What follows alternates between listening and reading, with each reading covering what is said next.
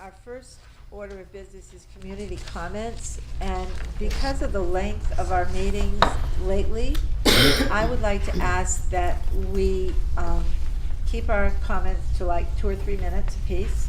And if there is any comments that people want to make anytime during the meeting, it needs to happen under this community comments section, because the rest of the meeting is going to be between the committee members. So if you have anything to say, please share it with us now, and then we'll move on at probably 7:15, which our attorney says is more than what's usually available at school committee meetings. But I think our community is used to having people talk. So if anyone would like to comment, I would entertain their comments. Yes? Can you come up to the mic? I think you're going to need to come up to the mic for us to hear and for everybody else to hear. I will try and keep this under a few minutes, but I actually made photocopies of this, so if I don't get through it all, or if I summarize, you can have it for afterwards. Great, thanks. This is regarding the agenda item. Excuse me, can you introduce yourself, please? Yep, I'm sorry, I'm Arielle LaRoe. I am the head of the English department here at PVRS. I've been here for 11 years. You've seen me here before. This is in regard to the agenda item that is for the AP English, which was number 6 under new business. So I just want to give you some information for when you discuss that, so that you will have it. I'm actually going to be speaking to you under 2 hats. The first of it is as head of the English department. And this letter, which I was given permission by the person who wrote it, who is Matthew Dupre, who has taught AP Literature here at the high school for the last 3 years. Although when he came to us with AP Language and Composition experience, but that is not what we had in our program of studies. And as I spoke to the Curriculum and Personnel Committee last month, it was our intention this year to add AP Language and Composition. We had a full department of talent, and we were excited to do so. But then as this year has come to a close and we have lost more and more teachers, and we are down to 2 high school teachers, Matthew Dupre has resigned his position and he is going to teach in Amherst. And as the year has come to a close, we have not prepared for teaching this complicated course. And it is not, as I'm going to tell you from what he said, the kind of thing that just any teacher can step into. It takes not only training, but mentorship. So this is his statement that he sent to Ms. Bacon, principal of the Pioneer Elementary School. So he said, despite the fact that I won't be returning, I had a few thoughts and figured I'd regret not sending them. AP Lang, which is what it's known by in short, is the most difficult and essential class I have ever taught. And that, I believe, has less to do with me and quite a bit to do with the culture that surrounds the course wherever it is offered. Lang should be the first real opportunity students have to do some extensive, complex inquiry work across disciplines and in collaboration with peers, faculty, and outside community sources. It should be an environment where the work of rhetorical analysis and the larger conversation of just how critical language is in our lives happens with frequency and confidence. It should be a place where the curriculum evolves to reflect the world literally daily around it, while remaining rooted in challenging, diverse examples that establish historical and linguistic precedent. It should be a place where, as my favorite teacher ever once told me, the prerequisite for the instructor and students should be a genuine and unrelenting curiosity and passion for reading and language. And as he goes down, he says, bottom paragraph, he said, again, I'm not here next year. I wholeheartedly believe AP Lang belongs at PVRS, but to add it in such a late hour with no clarity in the vision for the very immediate summer work, or the questions and objectives that will drive the year is a way to set up false expectations. It is such a different structure, pace, everything. All of this would be true too if I was teaching the course and learned just today that it would run. I have no doubt about that. I have documents to work from and would still want to heavily revise, reconsider before hastily implementing them in this context. Even though I am gone, I want students, as I know you do, to not just take a course like this, but to take the best possible version of this course. So, with that said, you may be told by administration that students have signed up for AP Language, and it is what students want. However, I would like to put forward, first, the assertion that the class should not be taught because we are not prepared to teach it. You have about 2 minutes. If you Yeah. can speed Second, it I up. would like it to be noted that the course was added to the program of studies before it was approved, and it was actually not approved by the Curriculum and Personnel Subcommittee, and without any discussion or planning around how the course was going to proceed with such a reduced English department staff, despite repeated requests on my part to discuss the future of the AP English courses with the administration. Students signed up for the course under false pretenses, and if they are disappointed that the course is not viable, then it is the fault of the administration who put it forward without following the protocol This is or getting properly very managing the close to implementation of the program. a complaint. Okay. So, All right. Thank you. Is that, the second hat, and this will be short, is that I am president-elect of the Pioneer Valley Regional Educational Association. And as the other members are not here, I would like to read a statement, very short, about a vote of confidence in the administration of PVRS taken on June 15th. I will not use any names, it will be very vague. On advisement from our regional MTA representative, given the climate and record of leadership this year at PVRS, PVREA held an anonymous paper ballot vote to gather data from the faculty and support staff regarding their confidence in the current administration of high school. The MTA requires that 80% of the entire faculty and staff must vote in the negative before a vote of no confidence may be determined. The tally of the vote came back well above the upper 90% and 80% range for the administrative team respectively. Only 4 faculty members did not vote, and those members were counted as votes of confidence. It is our intention to put forward these data so as to state for the record, if the leadership continues in the direction it has been moving, and there is more damage and fallout to our school, let it be known that faculty and support staff did not have confidence in their ability to lead. And though we may be required to work under changed conditions, we cannot currently express our confidence that the best interest of students or the integrity of our school is being served. Thank you. thank you.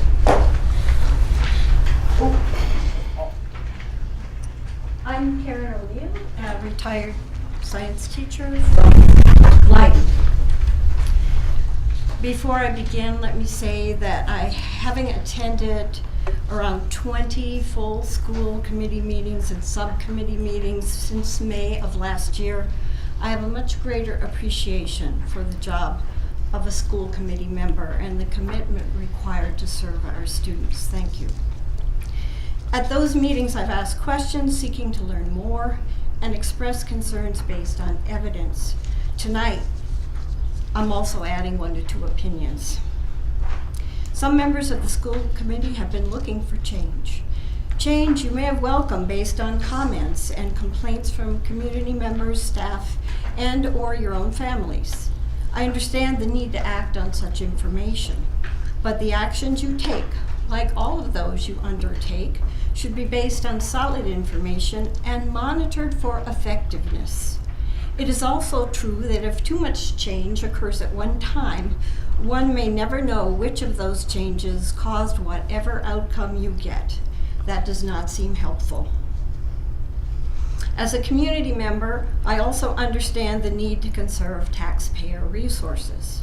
But you are charged by state statute with maximizing the resources you provide for our students' education.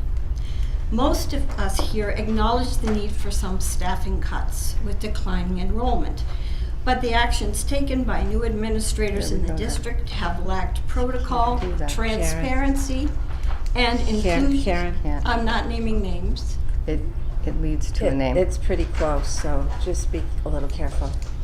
Okay. We don't want to get you in trouble. There has not been enough protocol followed, transparency, and inclusion of professional partners in discussions involving educating our students. Here's a brief recap of some of the problems that have been brought up before. A request for exit interviews was made in May of 2016. There was a promise to work on that in October.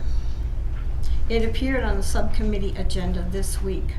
Too late to be of any value for a year that involves lots of layoffs, massive resignations, non-renewals of administrators, large-scale layoffs of Pioneer teachers, and significant and increasing numbers of resignations by well-respected and key professionals have happened at Pioneer.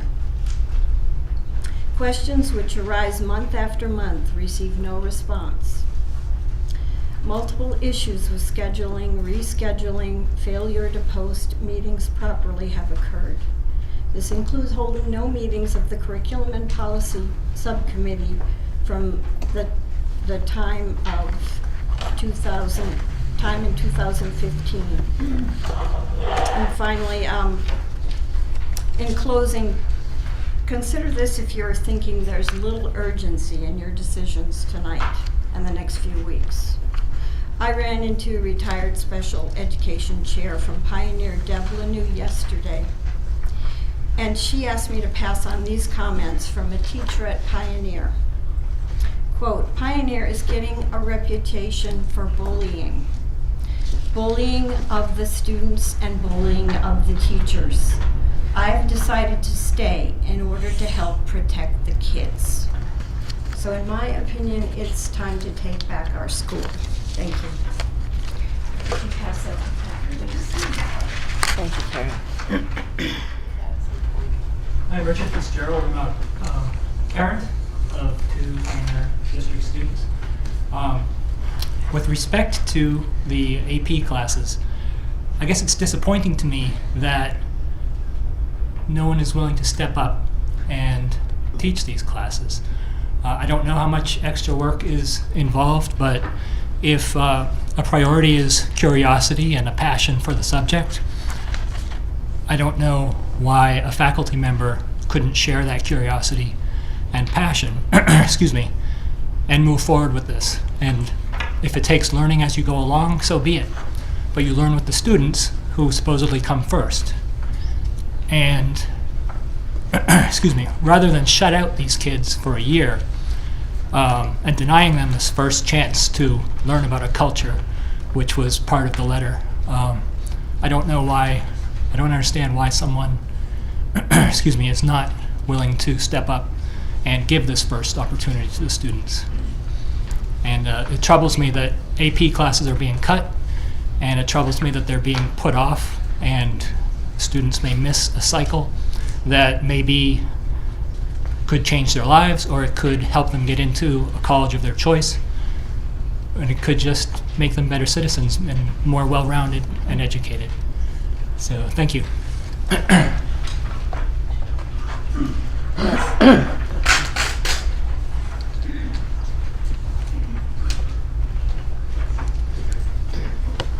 Hello, I'm Diane Stefanini, head of the math department here at Pioneer. I've been here at Pioneer for 13 and a half years. We can't hear a thing. Use the cafeteria voice. Okay, I can do that. I'll pretend I'm in class. I'm Diane Stefanini. I'm head of the math department here at Pioneer. I've been at Pioneer for 13 and a half years. And I'm here to notify you that there is now currently no AP math teacher. That the person who was trained and mentored this past year in AP math by now retiree Betty Whitcomb was riffed, or was let go after 2 years of employment. And the job was posted. There were interviews made by our principal and vice principal, but the candidates that they interviewed before they could come back for a second interview were took jobs at other schools. Currently, I believe our colleague, or I guess now former colleague as of today, is the only applicant. My understanding is that there are no other applicants for the job.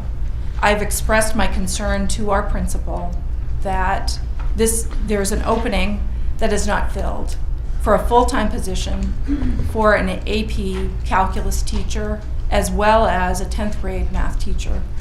And this is a time, the 10th grade class is the highly tested, full stakes class for MCAS. My other concern is that after attending the meeting last night, and as of yesterday, another math colleague has left our department, our 7th grade middle school math teacher, his job was posted today. I received the email from Pam Lawrence, which I think goes to all of you, and it was posted as a middle school math and or math/science teacher. And to my understanding, that has never happened before. That's happened without any conversation with me, with the middle school teachers, and I think was shut down actually last night without any prior conversation with the school committee that this would be something that we would pursue in the future. Again, I would reiterate my colleagues in the middle school saying that maybe this is a direction that we should look at and pursue. But it's so important for you to have this knowledge of what is going on here, and that as of yesterday, this was not information I had for you, but I do have this for you today. And I fear that tomorrow I could have more information that you won't know unless you stay totally on top of things. So I appreciate that you've listened, you listened to citizens' concerns, and thank you for listening to me. Excuse me, Diane. Yes. If I understood you right, that a combined math science teacher for grade 7 is something that possibly should be looked at? I think Did that I understand you to say that? it's not something we've ever talked about before, but You're all open? things can be on the table. I think we're in a changing landscape here at Pioneer. Okay. And I just wanted to make sure that my understanding was correct. my understanding was from last night that that was not something we were considering. Not considering. As far as what the school committee's response to our principal last night and her comments about humanities and about combining teaching. Jean has her hand up. Can I just offer a point of clarification? Sure. It's not a math science position that was posted. A 7th grade math teacher position was posted. I posted the certifications eligible are either a middle school math certification or a middle school math science certification. Both those certifications would enable somebody to teach 7th grade math, and I wanted to cast the widest net possible, so I advertised for all certifications that would allow someone to teach 7th grade math, and that was posted. I just wanted to clarify. I'm a little disappointed because last night at our curriculum and personnel subcommittee, I asked the question 3 times. How is the middle school math department? Do we have the teachers? Yes, you said. I said, so you never said that somebody was leaving. I asked the question 3 times. Why wouldn't you say that there was somebody leaving and that you've posted a position? Jean, I'm directing that question to you. I don't recall you ever asking that question last night. Well, I asked it 3 times. It's in the minutes. You didn't hear it then. I'm Jack Killeen from Bernardston. This is just going to take a couple of minutes. I want you to get thinking about this as you go into executive session in the next, on the 29th of June, perhaps, depending on, that's not either? That's not Well, happening. when is the date? The 20th of July. 20th of Gotta run it July. by these people first. All right. That's disappointing. Yeah. Here's the things I'd like you to be thinking about between now and whenever. For whatever reason, we've had people leaving Pioneer, staff, resigning in addition to those that have been riffed, and more importantly right now, students. So we have, to start the year at Pioneer, 85 students that were here by choice. As far as I can tell, not many people are choicing into Pioneer right now. And I'm going to say to you that if 30 choice out at $5,500 a student, you look, how much? 5,000 even? Thank you. At $5,000 a student, you're looking at a shortfall of $150,000 in terms of revenue. And this is I'm not saying why this is. I'm suggesting you look at it in your executive session because it may require action to set a different tempo and a mood here in this district. It's a very real figure. And where do we get $150,000 now with the budgets being set? it's a problem. And that doesn't address the question of, when we started the year 2016, we had 28 students choicing here from Vernon. Now, there are reasons, legitimate reasons, why that number is reduced. But I'm told that for the coming year, we've got 2 that are going to be replacing those 28. So no longer 28, but 2. And I don't know what the multiplier is, David. What is it for tuition? 13, 14. Okay. Something like that. So let's say, I know when you estimated your revenue figures for this coming year's budget, that you assume you're going to be losing some of the Vernon people. But let's say you didn't assume enough. Let's say you missed it by a factor of 10. That's another $130,000. Okay? So start thinking about these and then ask yourself, what can we do to mitigate our student loss? I think it's got to be something dramatic. I'll leave it to you to work out the details in executive session. But that's what we're looking at, and we just don't have the money. Okay? So thank you for listening.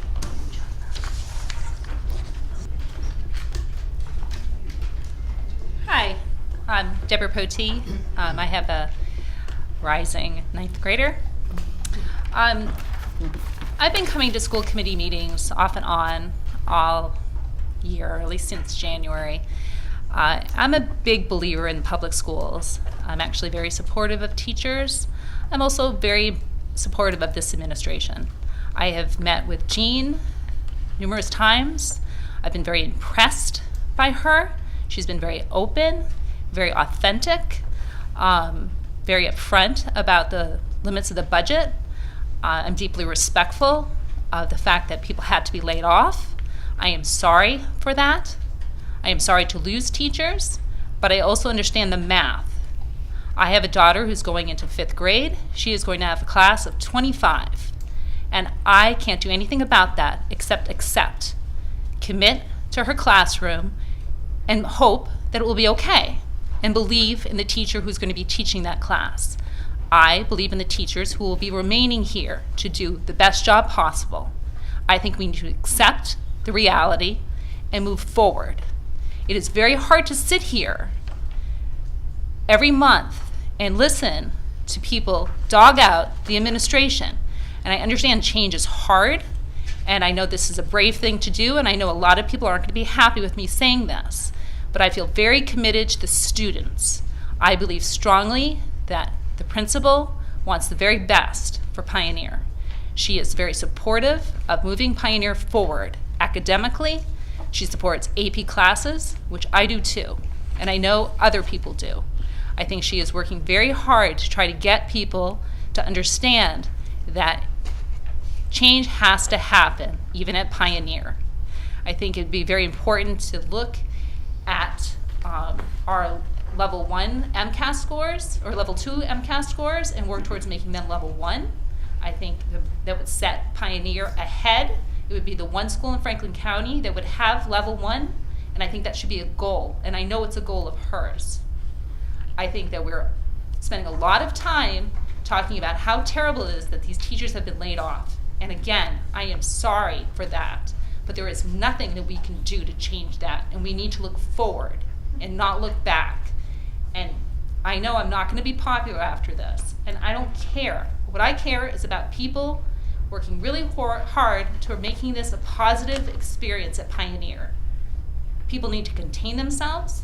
They need to talk less to the students. They need to realize that change has to happen. I just really think that it's really important, as a parent who is committed to the schools and has volunteered for years at NES and plan on committing myself to working at Pioneer as a volunteer, that we all need to be focused on what is best for the students and not look to point fingers at people. The principal was hired specifically for her skill set and her desire to make curriculum and academics an important goal, and I really respect that. I don't think we want to go back to a past administration. I don't think that is a goal we should have. And I think it's very hard for people to recognize that if you don't have the money in the budget, you can't fund staffing. And that's just the reality. Again, I have to be okay with 25 students in my daughter's 5th grade class with one teacher, because that's the reality of the world today. Again, I'm deeply respectful of teachers here at Pioneer. I think they've done a wonderful job, but you can no longer have 8 kids in a class, and it's gonna be 20, and it's gonna be hard. I would really encourage everybody to be as positive and as thoughtful about what we say to the outward public, because I don't want more people to leave. I think we need to focus on the strengths of Pioneer.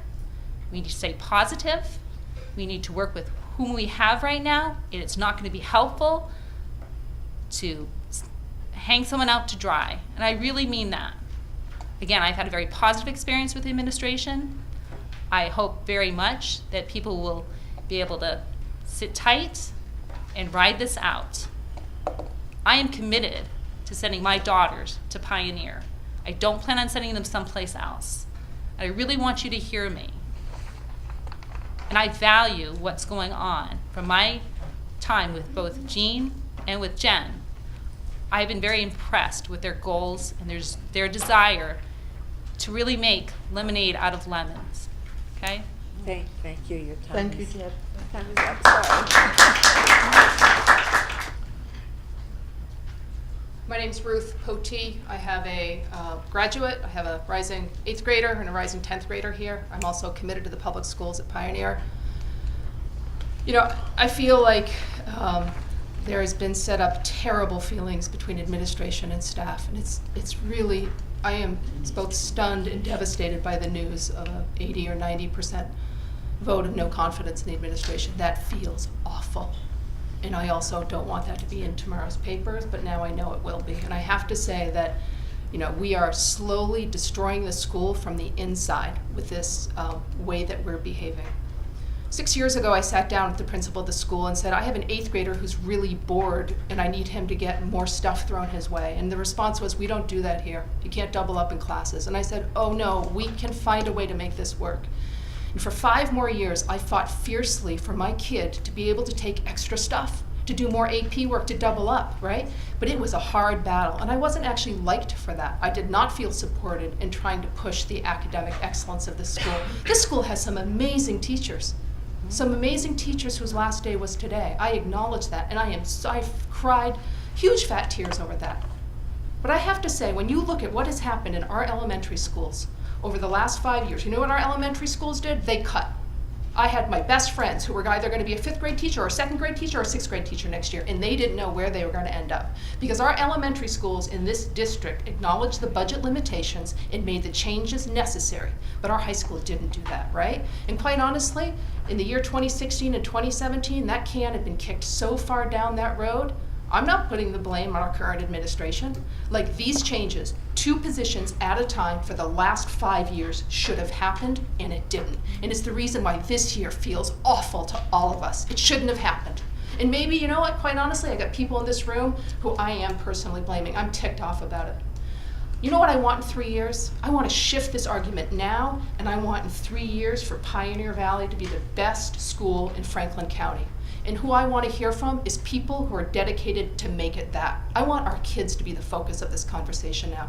Everything that you guys are discussing, I want the excellent curriculum given to our kids so that they can achieve fully actualized lives doing whatever they want in their future. That's what I want the focus to be. Because right now we have a small school that's really struggling badly, really struggling, and it doesn't have to be that way. So whoever you talk about, ask them, what is it that you're committing to us today to make our school the best school it can be? I completely agree on level 1 MCAS. I know people hate teaching to the test. I get that. But level 1 schools has meaning. And there's a reason why Massachusetts is considered the best public schools in this country. We have good testing in this country, in this state. So I could go on. I'm not going to go on. I'm just going to make it clear that I think that current administration is committed to expanding curriculum and making it our education for our kids to be their focus. I think that's a really positive thing.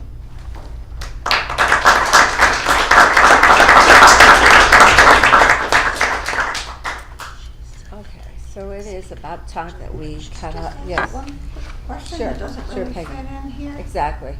What happened at graduation I heard maybe 10% of what was said. Was it a sound system failure or? Nobody else had a problem hearing? People in the audience did. I heard people Well, say they that's couldn't hear where things. I was with my family. My oldest. It was really windy. That messed with Yeah, my the door. wind was making a It noise. was very easy to hear. The sound system wasn't working, is what, from what I could tell, it wasn't working, because I was sitting very far away. Our current sound system does not have the wattage that our previous hired company could provide. I was hired to run sound for graduation. I played as loud as I could without feedback. That's what we had going on. Thank you. Well, we'll have to figure that out. Yeah, we'll have to figure out something different for next year to make it work. The administration's already thinking Yeah. about some of the information that they got from parents and others, not just about that, but other things about the graduation. Can't remember. Yeah, I don't either. All right, so I need to find agendas. Okay. There were minutes that were included. Minutes that were included on our last meeting. I remember reading them. There's a couple of things that I. On page 2, did we get a name for that question mark? Well, towards the bottom, next to the last paragraph. Yeah. I couldn't decipher it. I went to the TV and everything.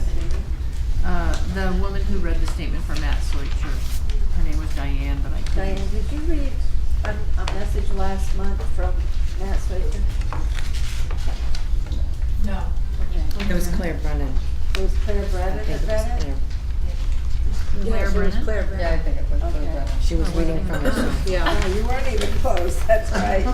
Diane and Claire, they're not really the same thing.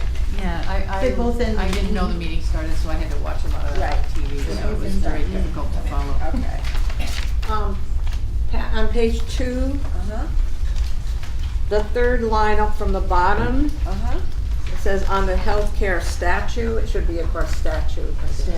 Oh, yes. Yeah. It's not a statue? Probably not. Okay. I read it and I found something that I don't know what it was. They were long. Yeah, they were. Which one was she?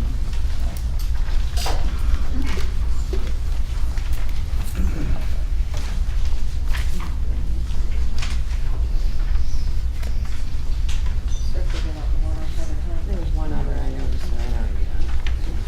I didn't mark Did that. anybody see? Yes, Dan. On the health insurance discussion, we took a vote, it notes 2 abstentions, 1 in favor. I recall, Where are you? What page? page 5, item 5, Okay. close to item 6. A vote like this should name who abstained, and we should have enough information to know who did what. So could we recreate that and add it? I can go back and look at the report. The 2 abstentions were the people who work for the district and Dallas on the lottery. I didn't find. Oh, the one of those 2 votes. Really good at that. I can add 2 1. It's got all of them there. Can I just note that at the bottom of page 3, the 12 stated that superintendent is not rated proficient? Rated or agreed? No, I stated, I didn't agree with it or disagree with it, I clearly stated it. Okay, you want to change At the the very last line.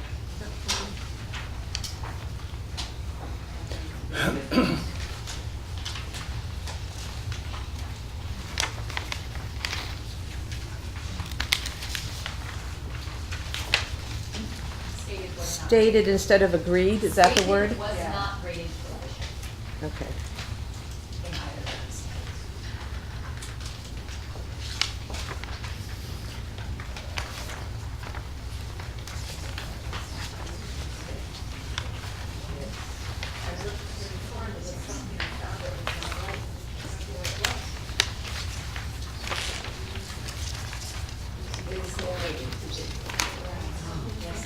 I'm not gonna ask for this change in these minutes, but I want to point out that the open meeting law requires that minutes include a recitation of the documents consulted by the board. And they have to be retained. They don't have to be filed with the minutes, but the government has to retain everything consulted. So when I pass this particular around later, that needs to be kept as part of a record that's associated with it. So line out, like, basically, if we use meaningful titles in the reports that are emailed to us, just a list of those from the name of the file would be enough. But this is a requirement today. We should start at the next minute.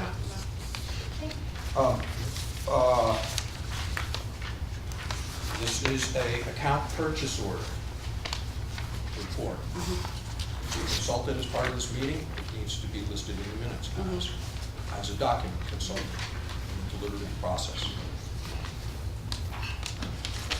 A letter from an attorney, again. And describe so that it's understandable whether you have the right document or not if you request it. Yeah, that's what, meaningful captioning of the file's name could do the job for you. And then she wouldn't have to summarize this document.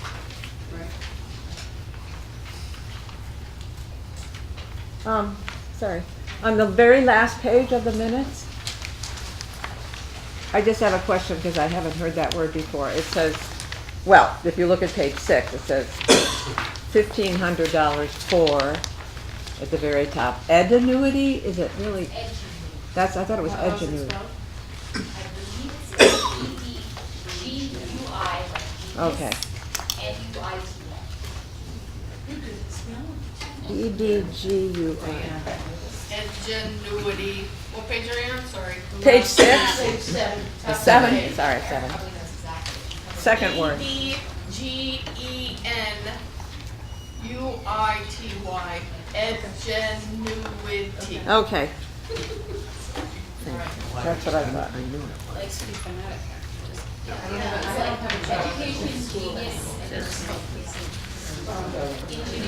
Ingenuity. Yeah.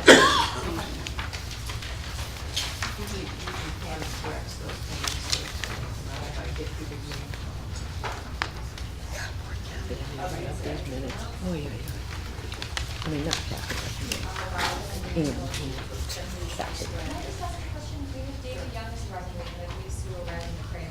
I did. Well, I was really late, so she probably got here before me.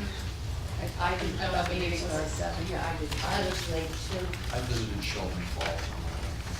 We heard that part of the meeting. I had that as well.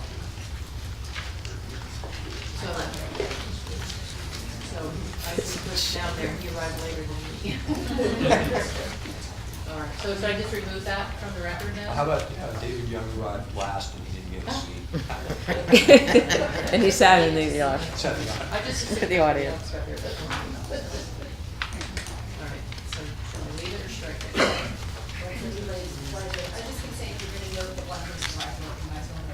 I was epically late though, I don't mind, I don't care.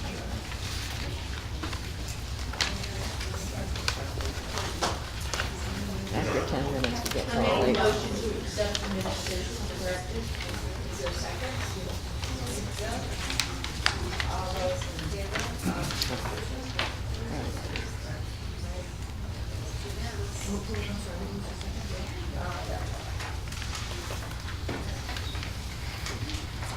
Yeah, good.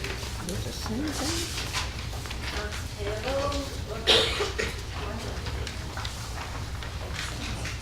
they can do the thing. I don't need two of them. Accounts payable, we have on Is it, is it tax day? Oh, it's the other one. Okay. It's the same one as It's usually two different ones. There's usually expenditure and accounts payable. We have 2 accounts payable. Right, we Yeah, did not do an because the last expenditure month. report, Last because, month? no, because we are trying to get the book settled, and we didn't want to give you one that, Okay, do we have So two these that's both the exactly same? the same? They are exactly the same, I just did I don't know why they printed two, or maybe there was some for the audience. Does anybody want one? Does anybody want some recycling? Because there was there was a pack that was just one for the committee, 12 for the committee. Okay, well, there's, Very curious. we have lots of We'll have leftovers, 24, lots of so do you need extras. fire starters? Yeah. Anybody having a barbecue? No, but some of the audience may want this. Does anybody want a expenditure. copy of this expenditure report? There's extras. Lois, do you want one? Lois, I think. Lois- Jane, do you want one? Jane, Lois. Jane, I'll even put your name on it. Pass it down. Those ones. Where's the one put Jane's name on? I have an extra one too, if anybody wants it. Warrants have been circulated and signed. There's a couple people that didn't sign them all. Was that your own desire? No, I didn't know they were behind the vacation. There were two of them in the other. Yeah, I saw both of them. Yeah, you have those. Okay. So I just want to say, as a new school committee member, I find the whole process of going over the financial documents that come to me kind of like a black box. Excuse me. Could you speak louder? Sure. And so I've been signing the warrant anyway, and now I contacted Pam and said, how can I understand this better? Can I come talk to you about it? And she said, well, you could talk to Brenda, because she does the accounts payable. So I've contacted Pam again saying, can you give me contact information from Brenda? And I haven't heard back yet, but I'm just really uncomfortable signing off on something I understand not at all. And I've tried, I've looked through them, I'm comfortable with numbers, I'm comfortable with budgeting. I do not understand this reporting system at all. And I don't get the relationship between this and the cover sheet that shows the POs. So until I'm comfortable, I just don't feel like I can sign it. What do you think if we could get Brenda here to explain all that to us? We could do that, but then David had something on the agenda that was going to make it more We manageable. have a future agenda item under new business X,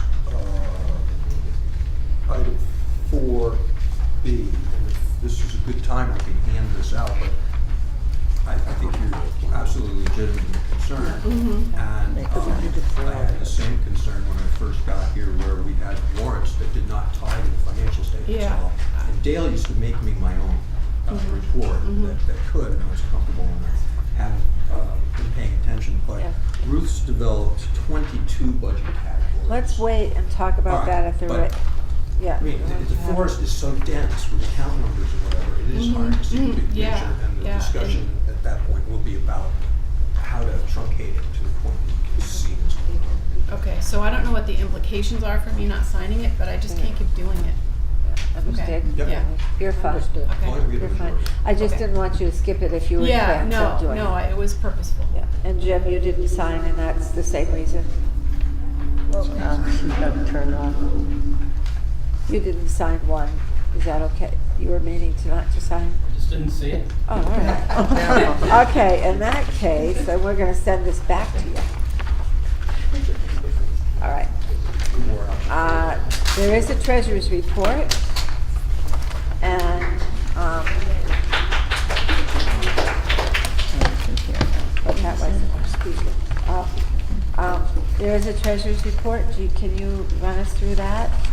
Well, it's your typical, the budgeted amount, oh boy, that's weird.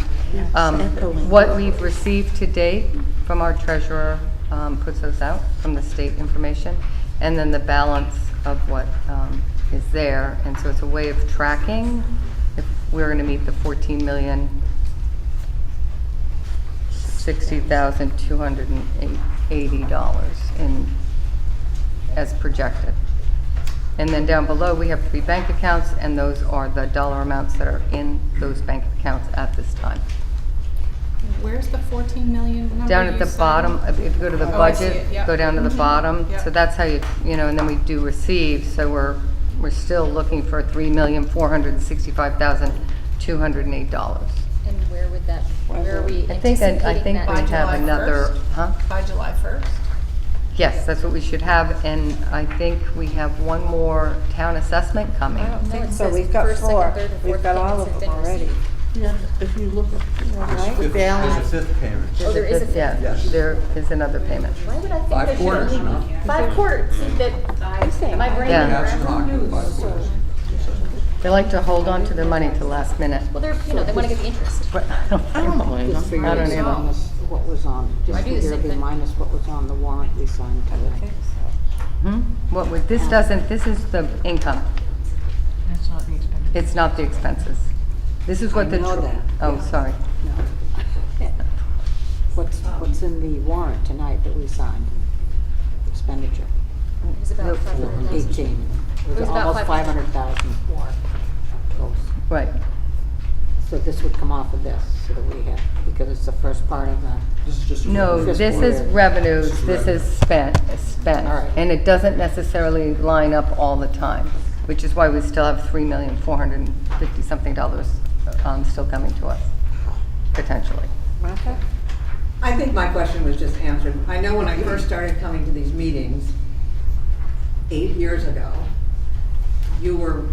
we're calling it on the agenda, treasurer's report, which includes, you're including both revenue in that terminology, revenue and expenses.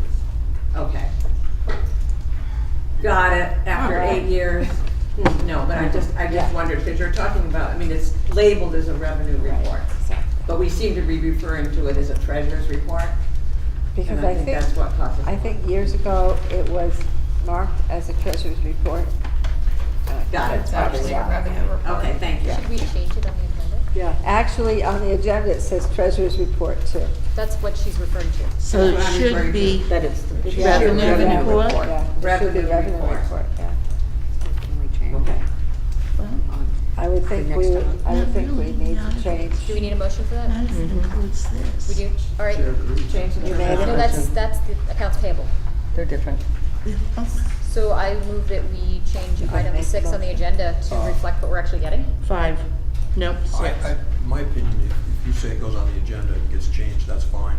I wanted to clarify a statement that was made about receiving the money by June 30th. We don't have to receive the money by June 30th, but, and I don't remember, and some of the payers, like the state, may operate, although they often exempt themselves, they may operate like municipalities who have to pay within 2 weeks of the middle of July. But that Medicaid payment, that could take a long time. Oh, yeah. And so it's still our revenue, it still books to this fiscal year, it's hanging out there. If the rules are the same for a school district as for a municipality, if they're out there, I think, for 90 days, is it?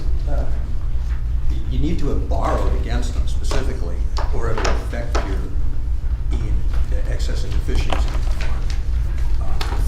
If it's good, it's going to get paid, it's just delayed.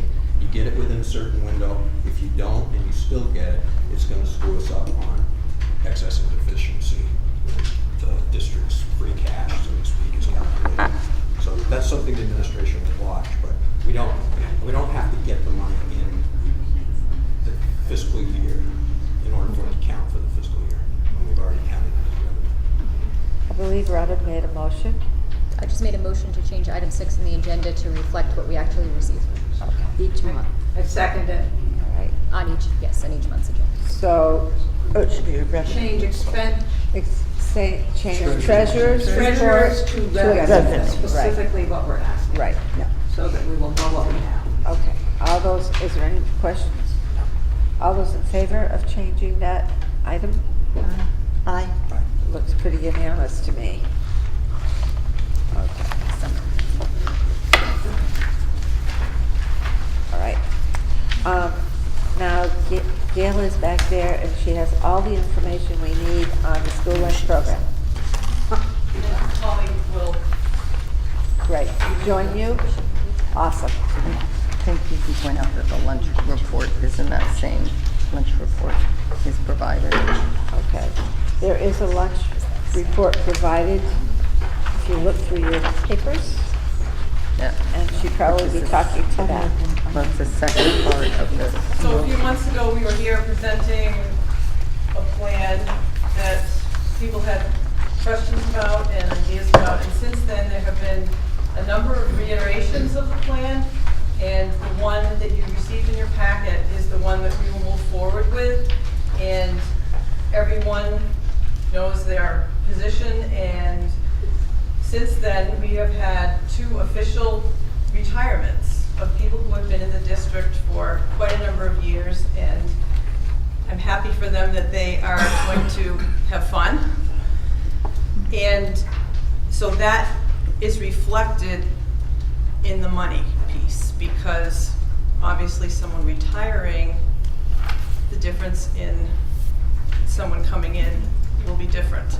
So I set this up exactly the same way as the previous one that I presented, so if you wanted to compare or see differences, but I'll summarize and feel free to jump in. So the food will be prepared at the same sites as it is this year, as it has been for the past 2 years at Northfield Elementary School, Bernardston Elementary School, and Pioneer. Due to the retirement, there is one of the versions of the plans was to have the Northfield person and the Bernardston person be alone. And after discussing with everyone, it was clear that that wasn't a good idea. So now there was someone who was laid off to save money from Pioneer, but now that person was called back, and she is very excited and has visited both sites. And if you want to speak to that, feel free. She will spend 2 hours in the morning at Northfield and then 3 hours at Bernardston, because Bernardston let us know that they felt it was very important to have Bernardston. When I say Bernardston, I'm speaking about the cafeteria people in Bernardston, just to clarify that. They wanted to make sure that they had an extra set of hands to serve lunches. So that person can also prep for the next day or the next couple days, depending upon what there is to prep. There's always something that can be done ahead of time. So the year 1 savings actually is more than the original plan that I brought to you, just by chance, probably because of the retirements. And then year 2, Sue Wood, who has been with us in the district for many, many years, she has let us know a long time ago that she will be retiring at the end of next year, and that position will not be replaced and will post for a district cafeteria manager. So year 2 savings would be approximately $31,000, so a 2-year savings would be $77,000, give or take. The second page, again, is comparative to what I gave you the very first time we were here, and it just compares, for your knowledge base, positions this year versus positions next year. And I'm not going to read it to you because you've received this in your packet, but I'm just going to give you an example. So for Bernardston, which is at the top, it says manager 7 hours, and it's blank for 2017-18 because that position of manager will not exist. And it goes down to comparing the 3 schools. And everyone feels comfortable with this, and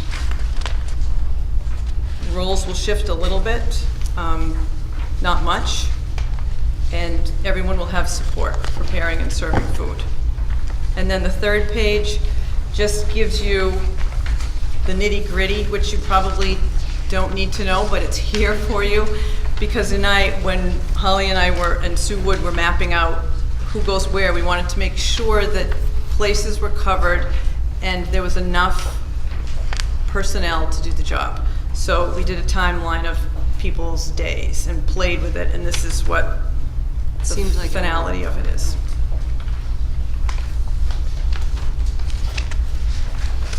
I appreciate how clear it is. Really well done. Thank you. Very clever. All right, yes.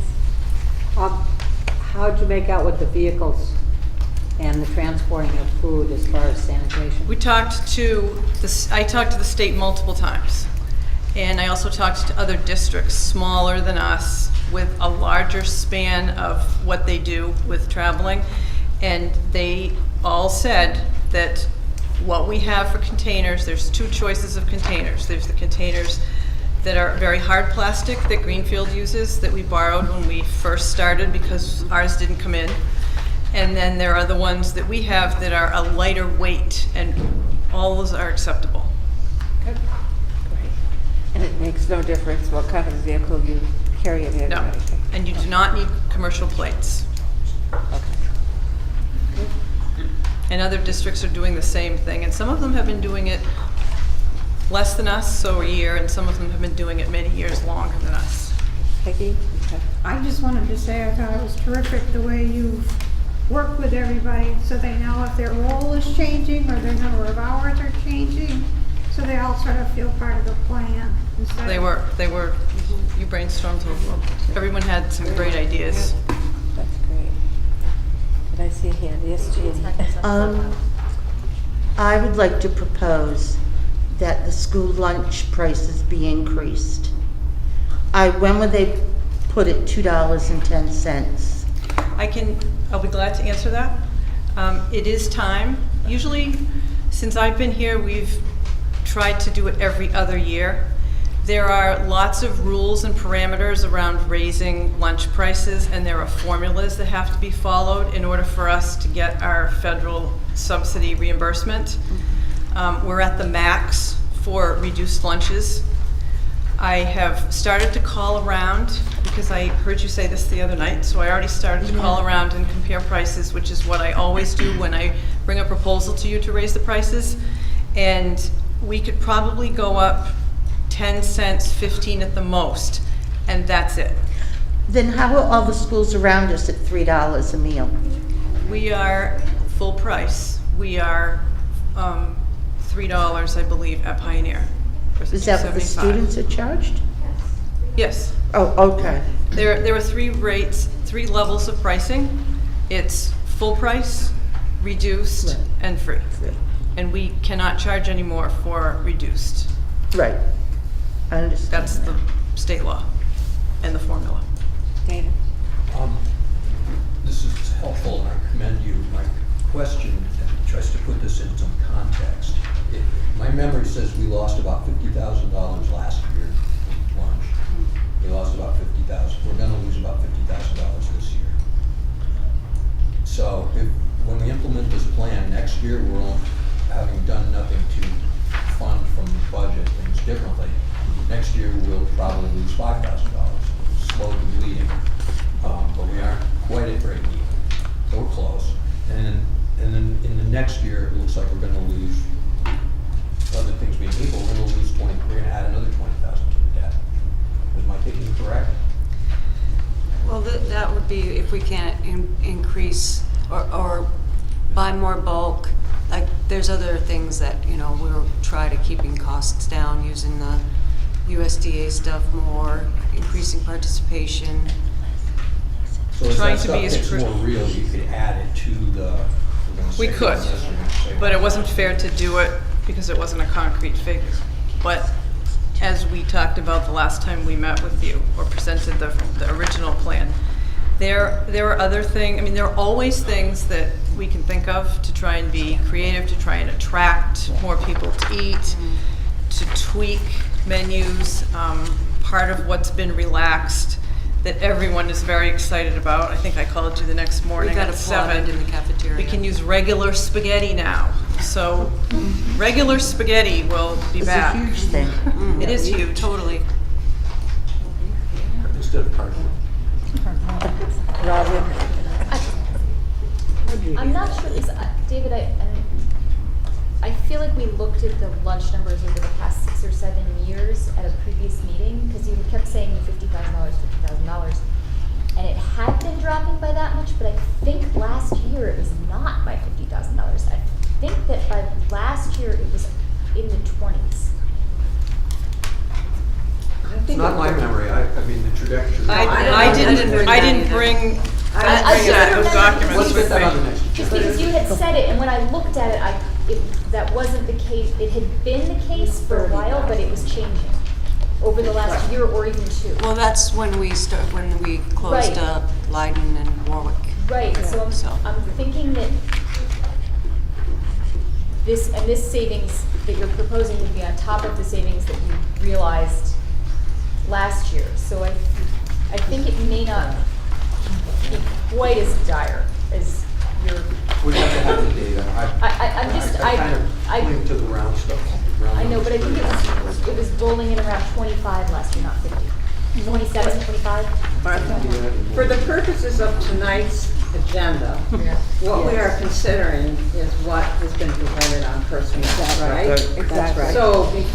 So we are not, at this particular meeting, needing to know all of the other facets of phasing. All right, so. And this is I not would something like- you need to vote on. This is No. not This is- something no. we need to vote on. This is a presentation to let you know. I was going to make a motion. I sensed that. That's what I was working toward. I would have said. But this is not something that needs to be voted on by the more school committee. information. Yes. Okay, thank you for all that work. Jane, I see your hand, but according to the law that we put off to begin with, I'm not going to acknowledge you, sorry, but that's what our attorney told me to do, You've so always I'm said gonna in the do. past, if it's not on the agenda, we should. That isn't what I said today. I know, I thought you misspoke. No, I did not. I spoke to the attorney and he said that this is the way we should run I'd like to be on the agenda next month to object. I'm just going raise to, some questions about this. I'm just going to do this for a couple months and we'll see how it works. And if it works, great, and if it doesn't, then we'll go back to the other. Yes, Peggy. So I can ask Gail? Yes. When we do receive the final claims and this year is closed out, can we just look at the picture of the entire? Yes, I don't know if you remember, but I explained that that's what happens. And usually it's either August or September because we have to wait until the end of the summer. Right. Pay comes in to give you the real picture. Yep, yeah, just so we can revisit it then. Okay, is there any more questions? Thank you very much for all kinds of work. And that you've everyone. done and that you will continue to do, I know. Yeah, Thank you. It's been a long process. Okay, appearances, do you have anything specific? No. Do we have a space for our principals or? that- Number 11. Okay, so we don't need that. All right, old business, we need to talk about the central office. We need to make a decision this evening on where we are going to put these people because otherwise they're going to be putting a tent out on our front lawn and. They're going to squat, actually. Exactly. So, Just find them to squat. David, you as chairman of building and ground, do you want to just tell people where we are or where you are on that decision or discussion, I guess is more The committee like. has another recommendation for what it's worth. And I believe the vote was all but one in favor of going to 200s. And that is our recommendation. We have certainly looked at all the angles. There was a great breadth of opinion as to what should happen. But I think there was one abstention too. David, even with the mics, we can't hear you at all. I'll use my cafeteria voice. There you go. The committee recommends locating the superintendent, the central office, in the 200, was it 207? What are the 208, last 209, something. last three rooms? Three rooms. I believe two of them will be vacant because of staffing reductions. It's least disruptive. It will involve spending about $15,000 on climate control because it's a very sunny, warm place, no place to run. We want folks turning to office work in July and August. And we'll have, we could borrow and spread that expense out. And I will yield to my fellow member. I know, I just had a question about the 15,000. I thought the total was 16 and we had 5 put away, so it was gonna end up being 11. That's me and my round numbers, yes, I think you're correct. So we'd already budgeted 5,000 Did you for the leave it in the budget, or? Is that right? Oh, got Ruth? that. We Well, had put it away? let's look at it this way. We do have money that we will have at the end of the year at the bottom line of the budget that can be used. Or it could also be used to apply to some of the, not only, the cafeteria debt, but our $86,000 that were in the hole. So I think that there's different pockets of money that weren't used all the way up, mostly because I froze the budget. And so that is one way you can use it. Not to disagree, but I just would like it put out there that I really do believe that the place where the central office should go is up on the second floor. There are some empty classrooms that are air conditioned already. We don't have to put up anything. We can move in. We're not displacing anybody. And we really do not have traffic coming to our office on a regular basis. And I think from a fiscal point of view, that would make the most sense. And I did say at the last meeting, when I was meeting with our current juniors, who will be our senior class next year, this topic came up with them, and they said, "Where are you going?" And I said, "I absolutely don't know."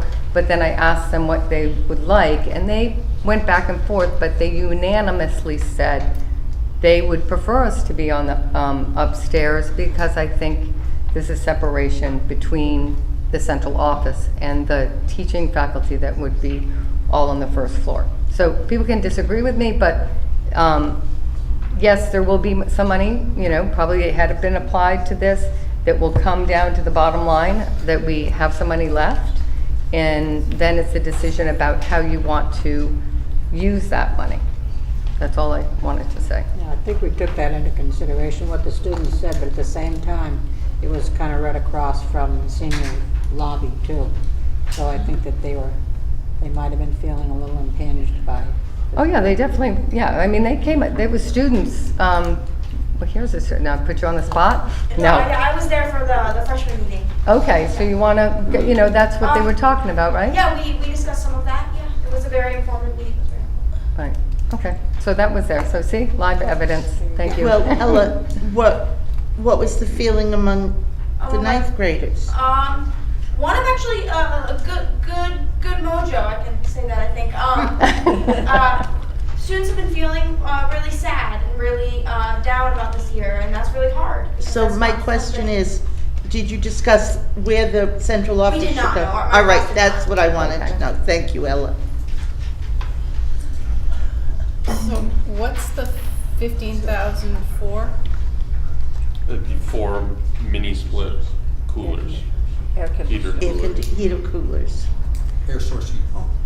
Does it also include the cost of wiring the computers? No, not the computers, the copy machine. But the air source heat pumps require 220. Oh, same thing? Okay. That's the same electrical work. I'd like to say I'll support anything that will pass. We need to make a decision.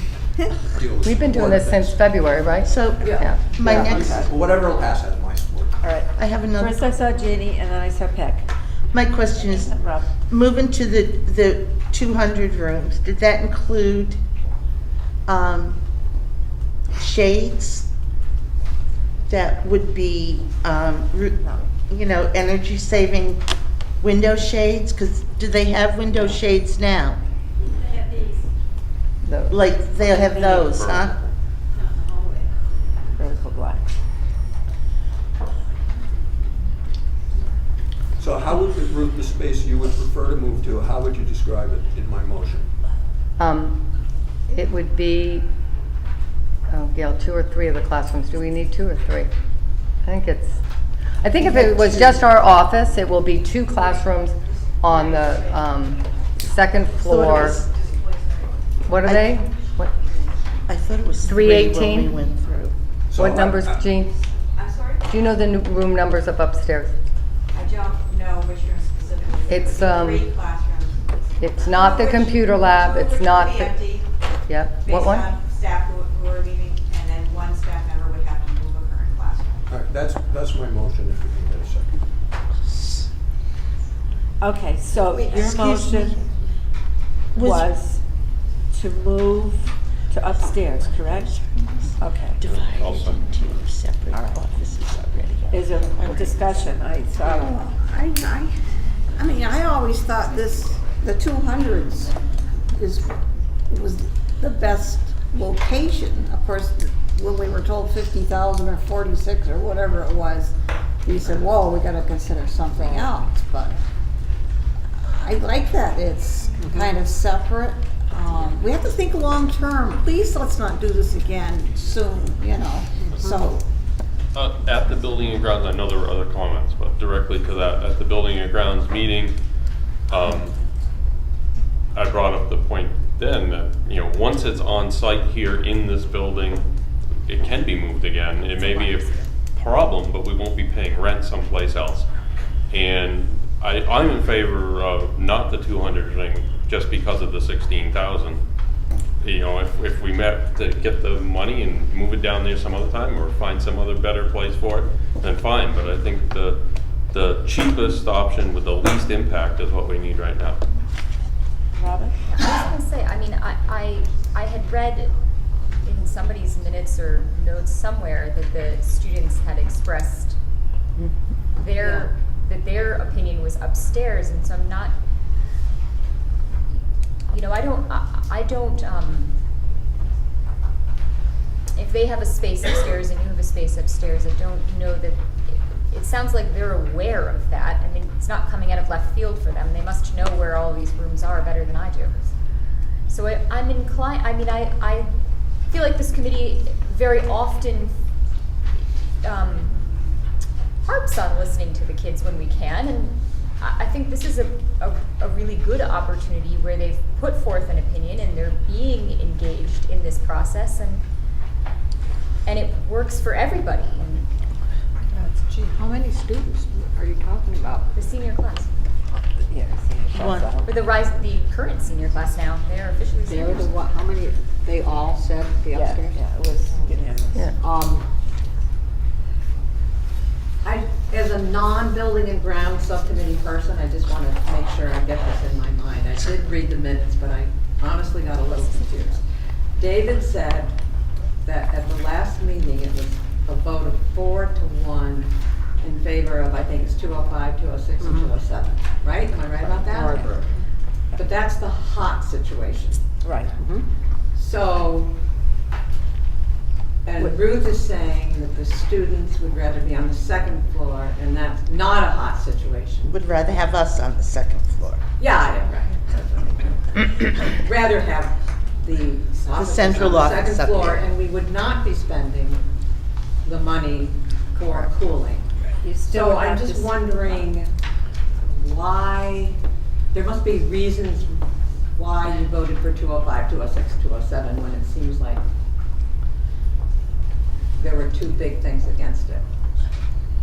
I voted that way because it seemed like the majority and I wanted something to pass. You know? That's true. I do think that. But now that we're all voting, I'm just trying to- $15,000 means something to us and it comes at a cost. And it'd be a Right. bit tone deaf of us to, without identifying the cut, vote to spend that money because we just don't have it. Right, I see, I'm always, not always, but often uncomfortable about not taking the recommendation of the subcommittee. That's why I'm asking these questions for clarification, because your subcommittee, am I right about this? Your subcommittee voted for the 205, 206, 207 However, spending. my subcommittee voted a recommendation, or brought a recommendation to the lighting meeting and voted against their own recommendation, so I wouldn't. Well, I know it's changed, I know it's changed many times, but my feeling is when the subcommittee has voted on something, I just want to know The third when I room, vote does that have to differently be air if I'm conditioned? justified or not.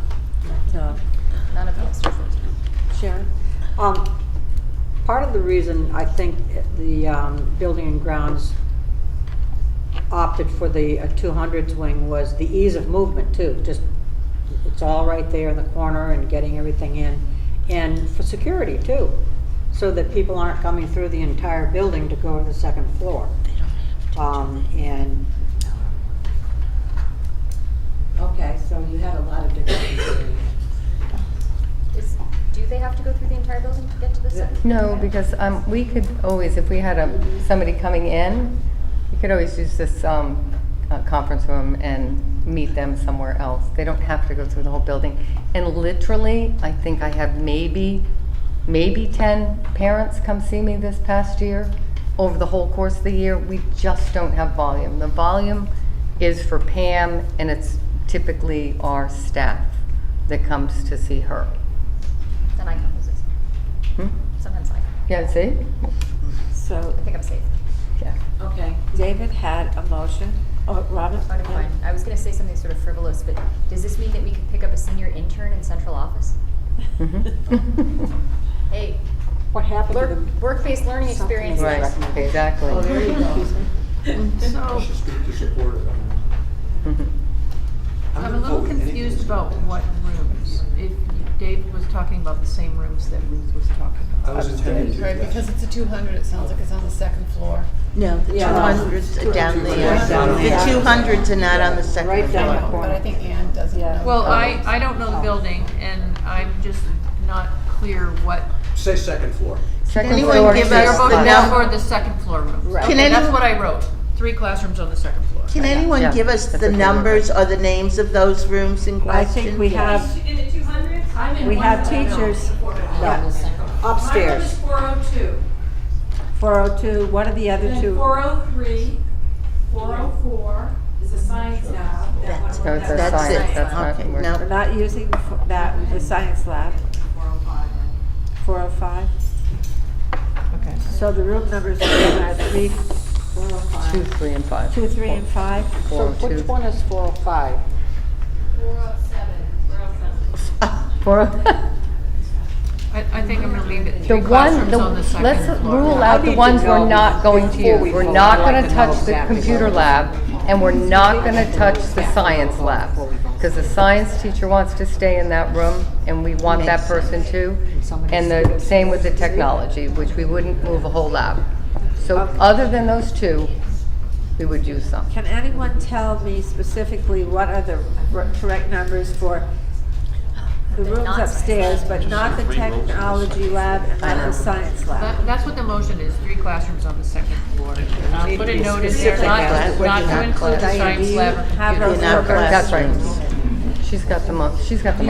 Does that work? Yeah. I know, Yes. Classrooms on the second floor, We not to also- include the science lab or computer lab. We also have a committee member that wants to know specifically what numbers those rooms are. So that's why I was asking Diane what those room numbers were. So they're 402, 403, and 405? Is that correct? She was right. Thank you. Maybe? I can go double check. 402, 403, and 407. 407. 2, 3, and 7. 2, 3, and 2, 3, and 7. Okay. All right, we just need to make sure. Yeah, I think so. Are we ready? Okay. So David's motion is to move to those rooms upstairs. I second. What do you do Oh, with it's already been what do you do with the other motion that was from the There subcommittee? wasn't a motion. It wasn't a motion. There wasn't a motion Well, with If this recommendation. fails, you're gonna make the motion that the subcommittee wants. Okay. So there's a motion and a second to move upstairs. Wait, I'm sorry, I didn't hear what the There's a motion was. motion and a second to move upstairs in those 3 rooms. Move up to 3 classrooms on the second floor, 402, 3, and 7, not to include science lab or computer lab. Okay. All right, I have one question. go ahead. Is the elevator big enough to fit the copier? Yeah, Tim, I don't know if he's here, he said it. and Cliff have been looking at it, and they think they can, that it's gonna be fine. Yeah, they're strong. Okay. All those in favor of David's motion to move upstairs? 1, 2, 3, 4, 5, 6, 7, 8, and me is 9. So I guess that motion passes. Okay, and we want to get the opposed and the. Opposed? Sharon. No abstentions.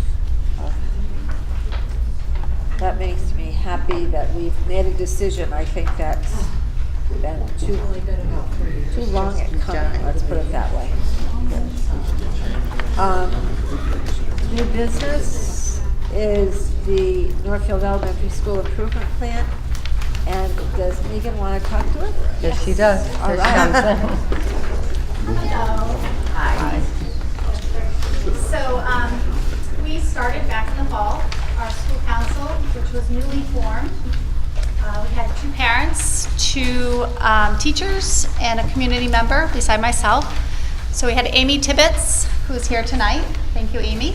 And Lisa Wheeler for teachers. And then we had Cheryl George, who is also an active PTO person. She's our chair, one of our chairs for PTO. And Lisa Altieri Shea, another parent. Matt Atwood, Dickinson librarian. So that was our team. We met together monthly throughout the year. When we first came together, we really our first meeting was just about brainstorming. What does it feel like? Like, what are some things that we'd like to see done? More off the top of our heads. And then after that, we looked at the current school improvement plan, the 2015 to 17 school improvement plan, and we spent meeting after meeting really just going through the existing goals and activities or action steps and looked at which of those had already been accomplished, which of those are ongoing and really maybe don't need to be goals because they just have to happen, like the teacher evaluation or the assessment that we do. And I'm not sure if I said this already, but what had been accomplished. So we went through that, made up notes about all of that, and at the end of that process, sort of condensed what we felt was the most important and started to craft some goals around that. So we went from 7 broad goals that had lots of different action steps that were somewhat unrelated to 3 broad areas and 5 very specific goals, each goal with very specific action steps and timeframes. So let's see. So that was our process, and included in that process was, on occasion, bringing that back to the faculty to get some input before that was finalized. So basically, our 3 broad areas that we wanted to develop goals under were curriculum, expectations, and assessment. And under that, we came up with 2 goals. One of them is our work with the new science standards, which is aligning with our district goal as well. The second goal is implementation of the Lucy Calkins writing assessment. That's part of the curriculum that we currently have.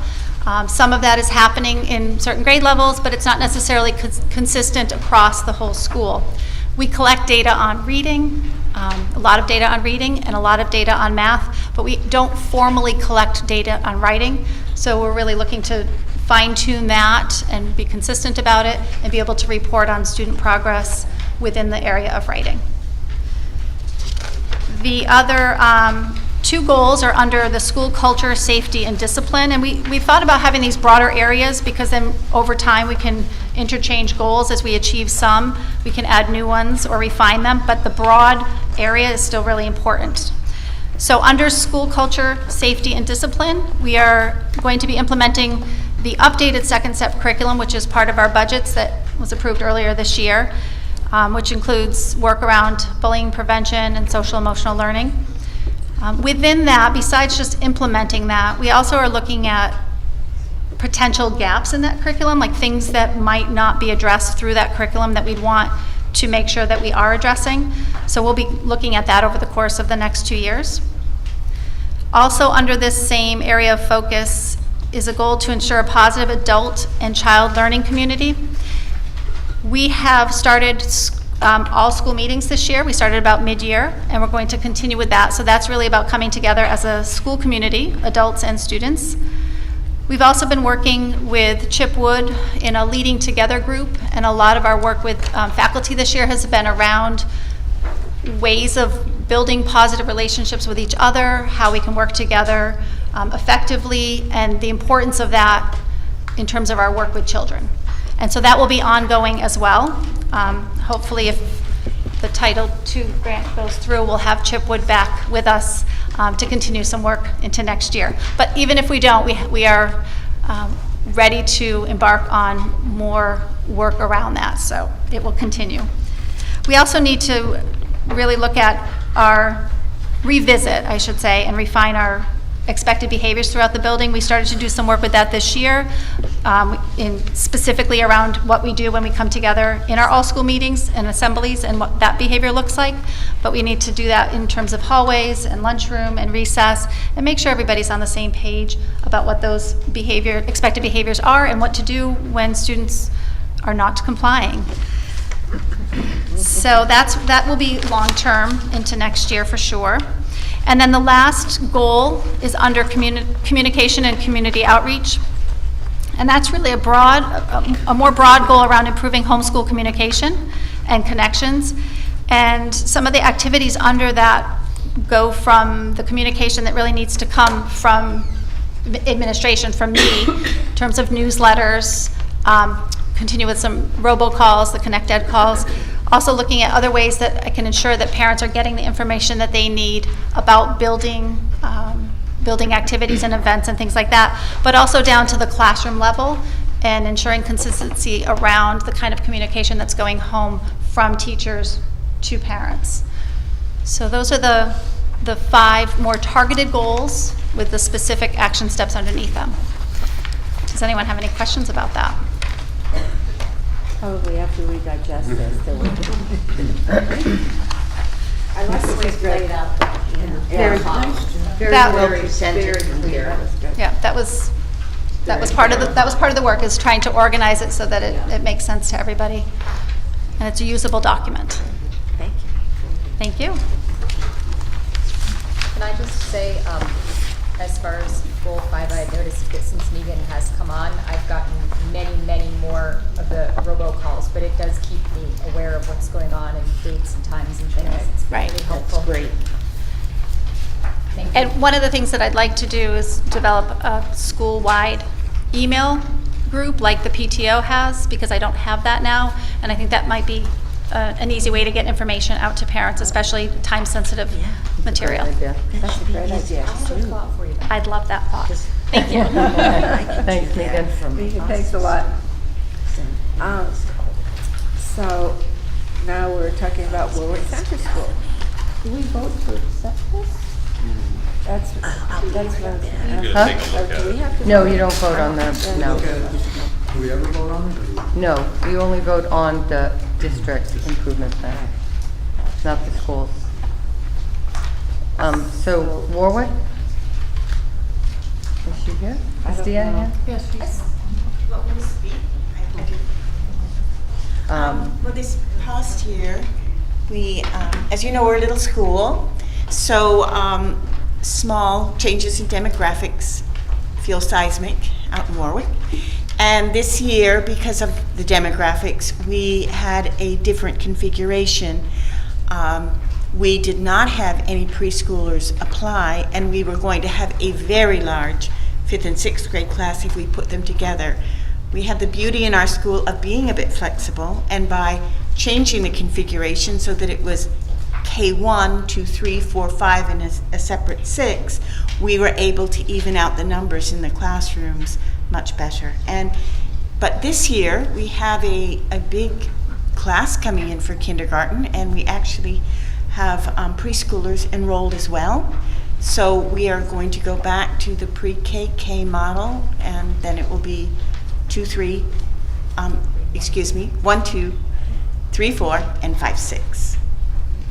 And I have to say that Elizabeth has done a great job, but her staff is changing. They changed to a new grade, and now they're going back, and they don't even blink an eye about the work or any of it. They're just, they just all get together and work so collaboratively.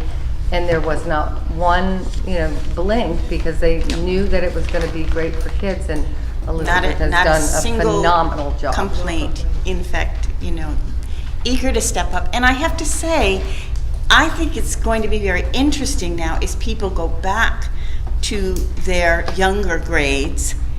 It will feel like a big change. They'll feel like very small children coming in the door, but their teaching will be informed, as it always does, but always is, by the experience of having taught up a grade. So I like the, what's happened. You know where they have what's to go. proposed. Yes, Right. what are Where we, they're headed. exactly where we're headed. Yes. Does this mean that some children will be having the same teacher 2 years in a row? Always, They always- always Well, I know, are but children. so more, say 3 years in a row. This year, we had children who had a teacher for 3 years in a row. Okay. Next year, everyone moves up, and we have a nice kindergarten, pre-kindergarten group coming in. So this year, everyone gets a new teacher, and the teachers are going to have all new students in their classrooms. Big change. Great. Thanks a lot. Thank you, Elizabeth. David, do you want to run us through the good welfare and just explain it? Yes, it is a agenda item that I would ask be captioned with a Roman numeral and appear someplace late in the budget, which will function sort of like Late in the agenda, you mean?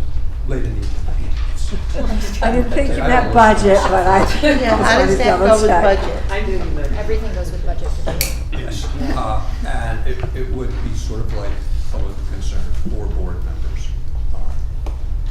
It's not open season for trying to reverse decisions or bring substantive things up that weren't agendized and public noticed, and very often someone expressing their concern or their shout out to something good might result in a subsequent agenda item to defer, or just might let somebody get something off their chest or share something. A very good example is you're always trying to make sure we all get to graduation and that sort of. Yes, Sue. I looked it up online. I mean, I really tried to understand it. I still feel like I don't get it. For the good of the order. isn't it? I know. Yeah, I looked it up yeah. under that heading as well. I still kind of don't get it. But there's a lot that I'm learning. So. Martha. So, I just want to clarify, under this good and welfare, we as individual school committee members can say something, bring something up.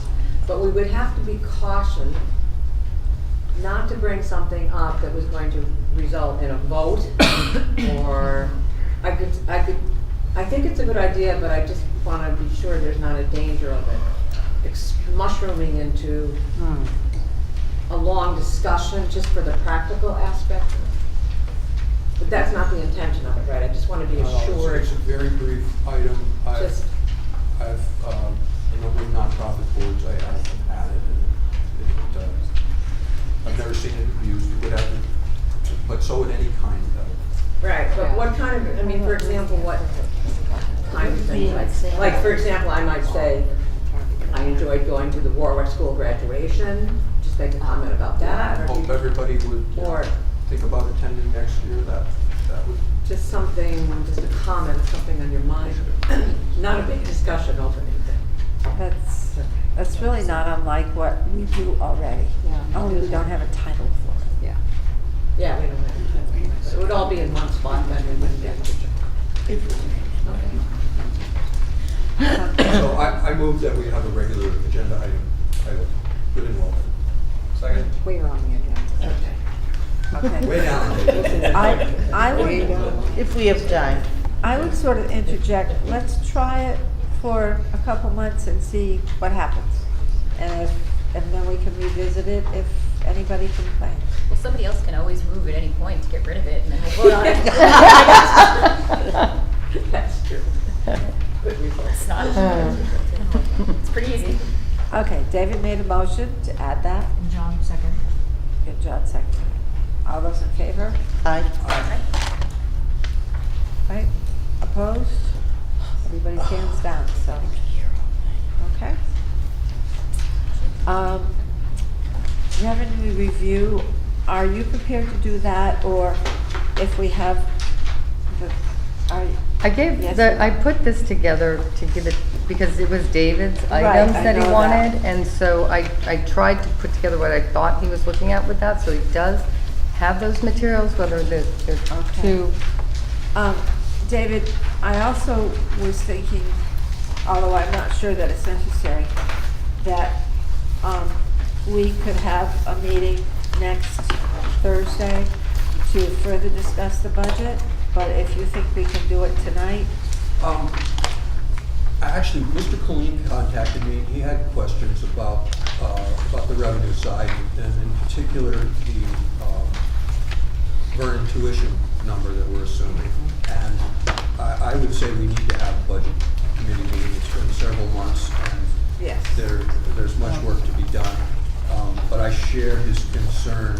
You know, if we are overstating revenue, we're also headed for a loss because we've authorized a certain level of spending.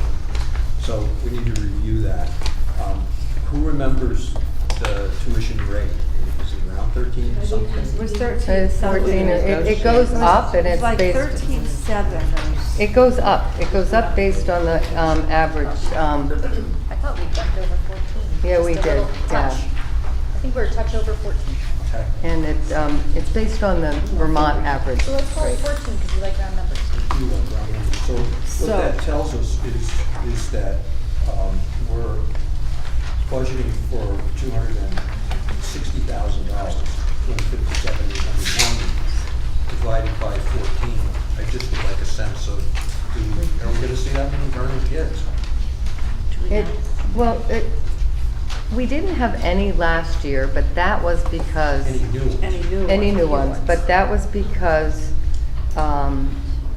the siblings were at a different school, and so they wanted to go, and they're the siblings. To give Jean credit, she had tours down here, she went up for a night meeting, and she met parents, and there are very few kids that were coming out. They've had declining enrollments just like we have. And so she was able to entice 2 families to send their children, which hopefully if there's more kids in the family will then follow. We did lose some of our upperclassmen over the last couple years because, I don't know if it's anecdotal but I trust our, the person that keeps all the records, that there were some kids that left because they didn't want to do the portfolio. That they felt it was going to be too much as a graduation requirement. So I think we always lose some, but it's not that we're driving kids away or they don't want to come. They just have few kids just like we do. It's more of a declining enrollment thing. Can I just make a general comment about the budget? At the last meeting, we requested the current budget be sent to us, and I still don't have the budget that was approved at the end of February that the towns agreed to fund. We had the wrong budget last time in the packet.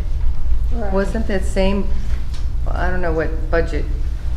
So the budget that was in the packet at our last meeting was from the public meeting about the budget. Not the budget that was actually approved by this committee and sent to the towns. And I don't have an actual current, full, approved budget document to look at. And I don't think it was ever presented to us. It wasn't emailed. it's on our agenda to talk about the budget. How am I supposed to do that if I can't even look at the budget? It's a complicated document. We did. Didn't we have, okay, so at the live meeting, there were number discrepancies, and then we looked at the date. And I believe the date on that budget was the copy public meeting February date. 7th. But we all had a copy of the budget from the budget meeting that we voted on. I was not a committee member at that time. So I have a February 28th pile of papers that's very confusing from the meeting when it all got sort of juggled around. That was the hearing, right? So I can send you all out, and I'm pretty sure we've done it, but I'll do it again. We have in Pam's file FY18 approved voted budget. That's what and we haven't touched it. Yep. Now I'm working on a second one where, we've been updating with salaries and there's been movement around. So I'm not going to give you that one. I'll give you the voted one. And then if we have a That's what I meeting, want. I can bring the other one because as we as things happen, we have to update that to make sure that we can do. I understand that, Okay. I just wanna understand what got approved so far. Okay, so I will don't get have that, that. I will send that out.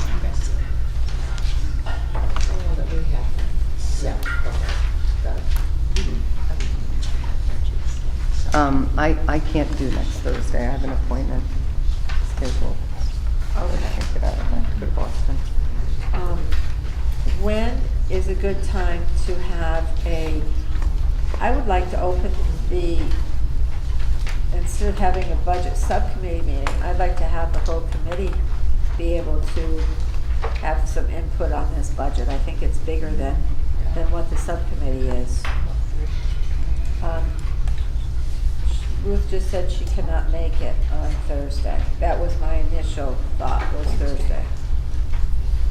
And David can't do I'm Wednesday. sorry, what Thursday? I can't hear you. The 29th, I can't make it. We can't do it 29th. 29th. So how are people feeling on Wednesday or Tuesday or Monday of next week? Monday we have CMP. Okay. But we had scheduled that in anticipation of having a meeting on the 29th, which we're not having. I mean, we can still do it, I'm just, All right, How so about what's Tuesday happening for the budget? Tuesday or Wednesday Tuesday's bad for for budget? Tuesday's bad for me. What's happening Wednesday? David can't make it Wednesday. David's Are you asking the rest of us Yep. Everybody. if we can attend on Wednesday? Is that what we're being asked? Yeah. June 28th. Tuesday or Wednesday?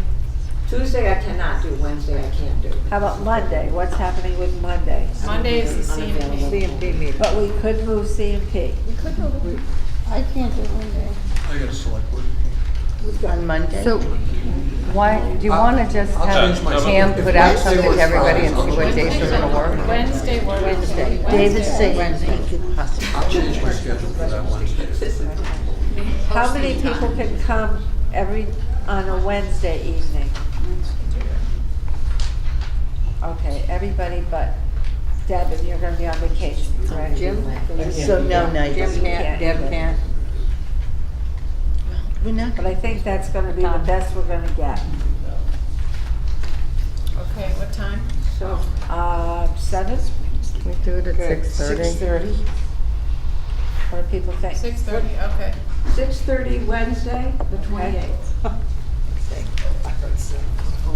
well, that was the first question. All right. 6:30 on Wednesday night.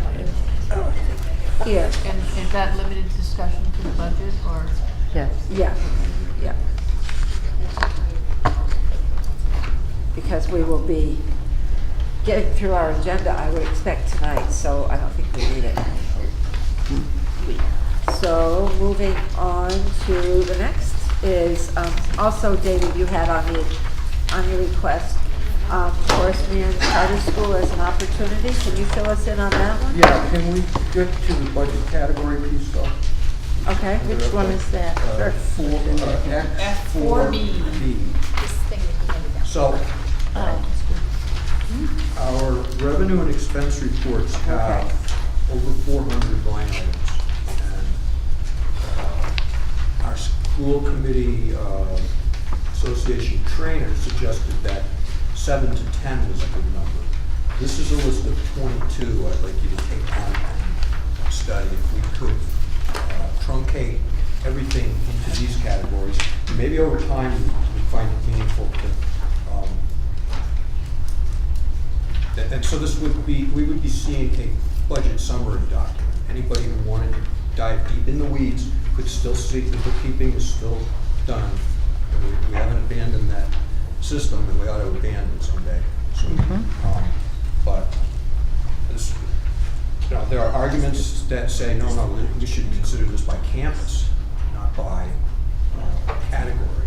There's a lot of ways to look at it, but I share Sue's bewilderment with the budget that it's just buried in just too many lines.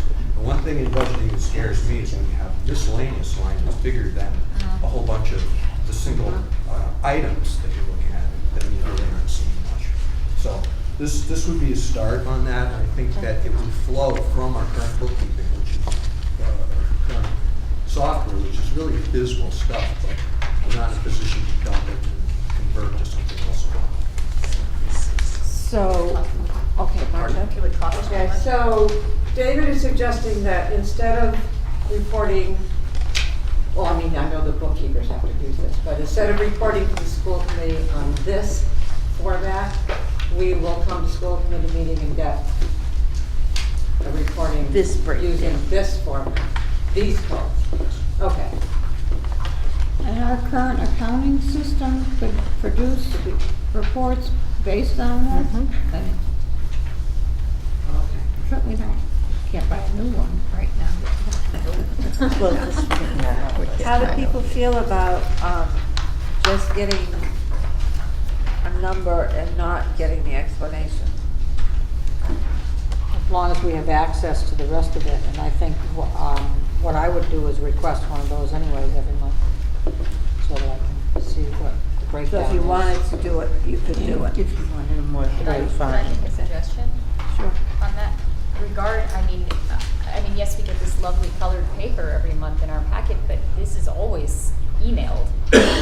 So, I mean, the emailing, the electronic copy could continue, and if you want to dive into the electronic copy, you have it, and you can print it out. I still want a printed copy. It doesn't have to be on colored paper. And Okay. still, it won't replace this, because this is what you're gonna, like you said, this is what you sign. So for those of you, I mean, you still need to look at the accounts payable. Basically, we will have a report this morning emailed to us. It's like an executive summary of Right. Right. detail underneath it. So And maybe it this. doesn't replace any control over the. Right. It just gives you a quick. figures. Maybe this could be on the first page of of that document. Mhm. I mean, that way they'd be all pitched together, and you could delve in if you wanted to. Is that something you can do next month? Well, he was suggesting maybe we do some work about condensing it even more.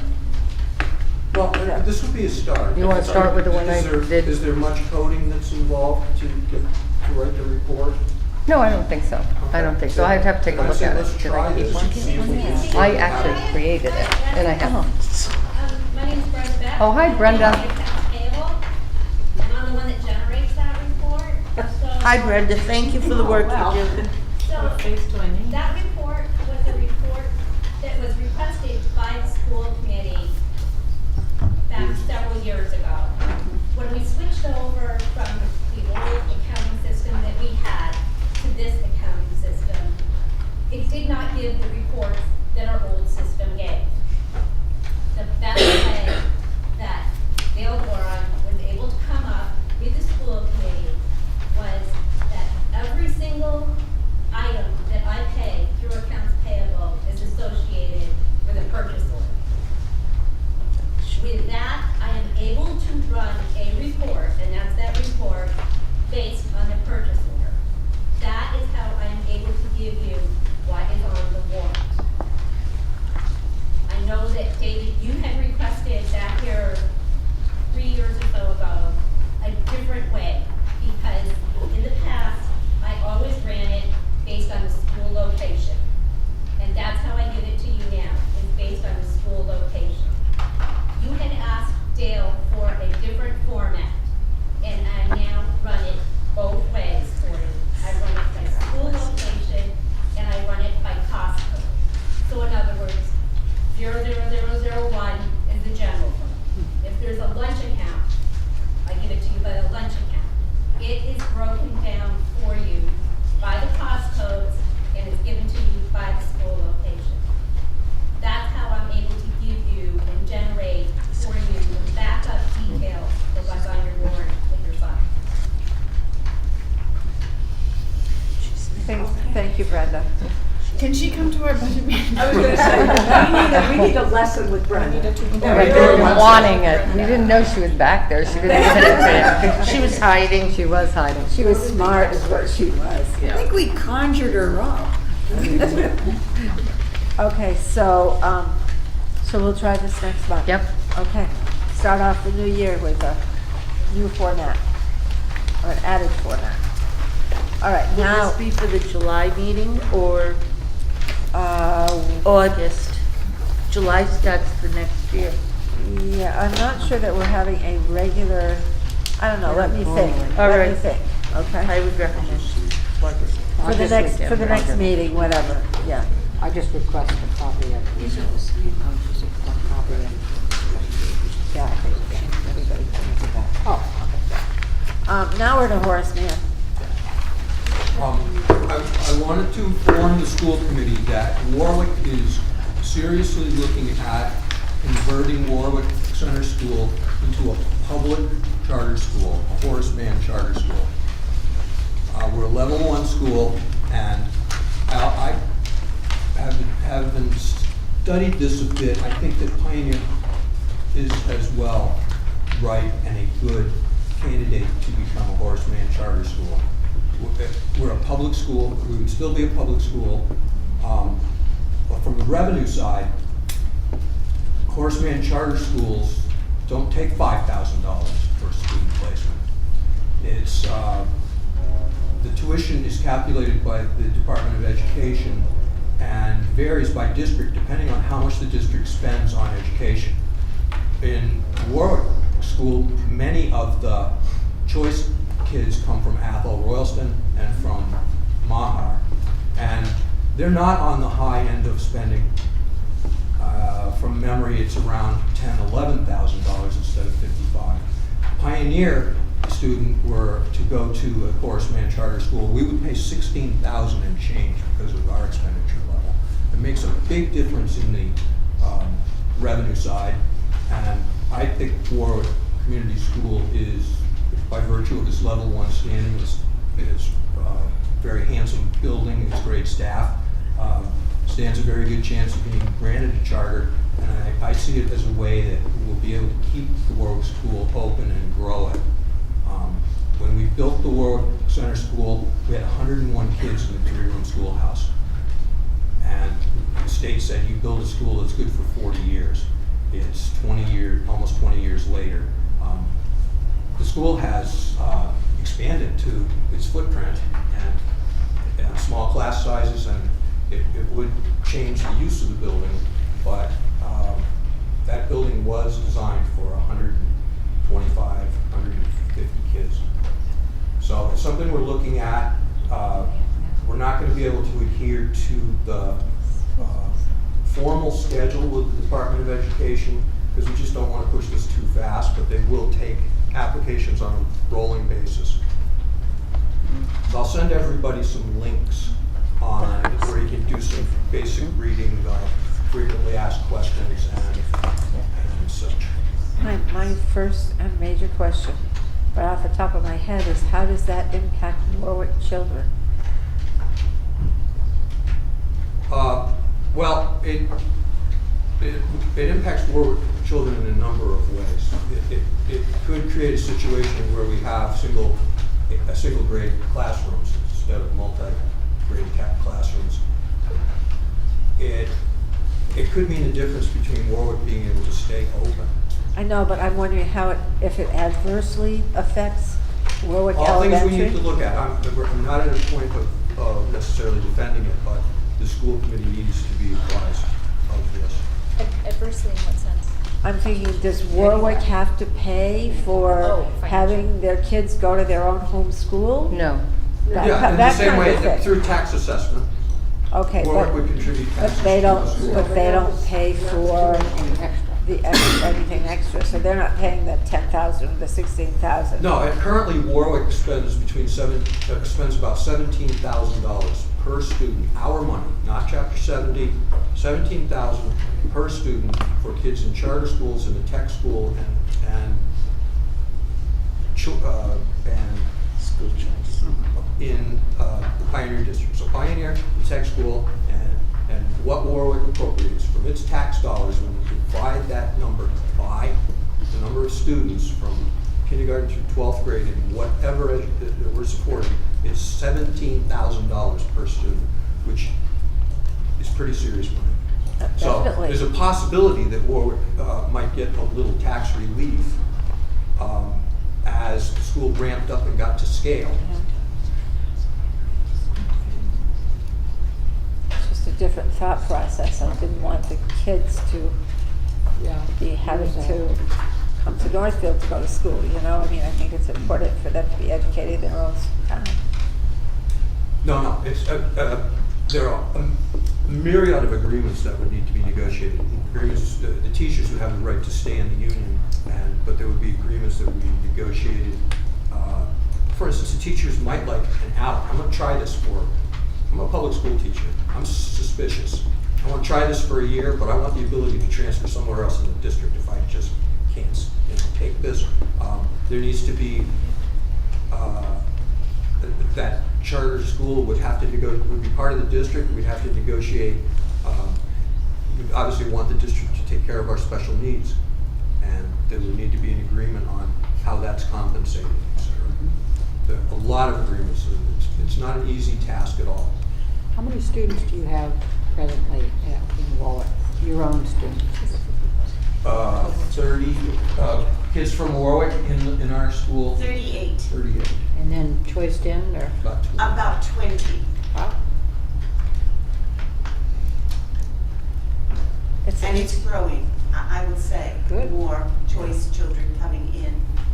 It's Yes. an interesting idea, and It is. but I'm a little skeptical.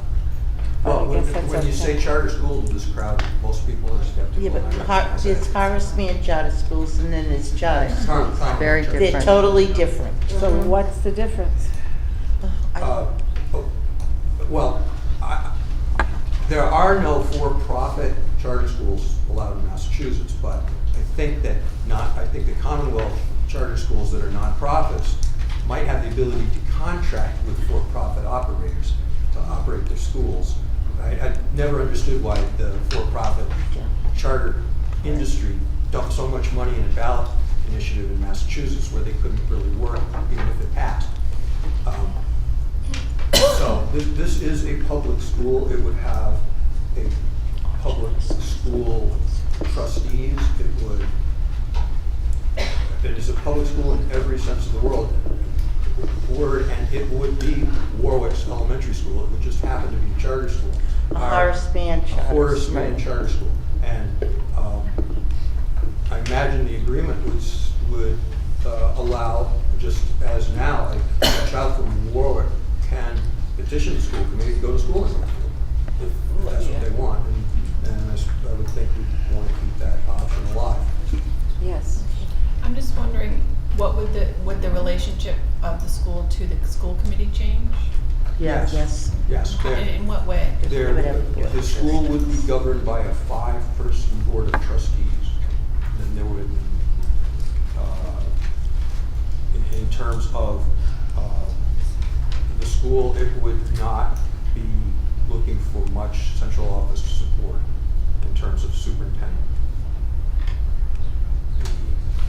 The trustees would not. They report to the Department of Education, and there's titles that you need to have. Somebody that knows maintenance You need or somebody. competencies on the board. Right. It wouldn't be just a matter of running and being elected, but we need someone of the 5 members needs to be really strong in finance. Somebody else needs to really understand buildings and structures and building systems and such. So Is it an application process to be in? there is a long application process, which is, in effect, the initial application is a pre-application to see if they even want you to go, if they're interested in going through the full. I meant, how are the trustees chosen? I know they have to have certain competencies. Do they have to apply, and whom would they apply? I'm not sure if it's formula or if you just need to, in your charter, fashion something that's acceptable to the Department of Education. Martha, did you? Yeah. I just wanted to mention that in the preliminary discussion about this, and I have attended 2 meetings in a preliminary discussion about this possibility. It is of utmost importance to the teachers and the principal that there is total involvement and total agreement, and that I think it's appropriate for me to say this is preliminary. They're going to have a say in it. This is not something that's coming from above. You're going to do this at all. they have to be, the teachers and the staff and the principals Have to be have to bought. be, They have to be on board. They have because to we're be trading on totally their on board. confidence. We're going to the That's what state we're and say, relying we're a on. level 1 school, and we want to take this up the next, and we So certainly it's- can't do it by tripling the number of $5,000 choice students in the school. That the economics don't work. but this is in the beginning stages, and I think I'm right with you when I say that we're working, and you are working, and your teachers are working slowly toward Yes. coming to some sort of conclusion It's a about great deal this. to learn. It's a lot of materials and a lot to learn. Understand the implications of it, not just what it takes to, fill out an application, but what does it mean? Right. And I will say, you want me to speak, I don't mean to speak out of turn. No, go ahead. I will say that all of the teachers and myself are very committed to being the Warwick community school, and that it would need to be also the community's decision. We are the community school, and that we would remain a public school, fully open to all of the children from Warwick, and serving the needs and the desires of the community and what they want from their school. So, And can I? Brian, I guess we're not allowed to Yeah. talk. Sorry, I'm just trying to see if it works. Sue? I guess as a Warwick community member and school committee member, I would like to be involved in the meetings and the process. I mean, I'm keeping an open mind. One of my thoughts is special ed could get just enormously complicated. And part of being in a district with a lot of resources and a lot of options allows you to manage a lot of unexpected or diverse special ed concern. So that's just All things that- one of my concerns. all But things I that would need to love be to looked be at. part of the process. And I apologize, Sue. I'm here telling the school committee about this because after 2 meetings and bringing the teachers into the know, it wasn't going to be too long before this is being talked about. So now it can be talked about openly, and we can study it, and we can challenge the notion and model it. So can I make a comment? Sure.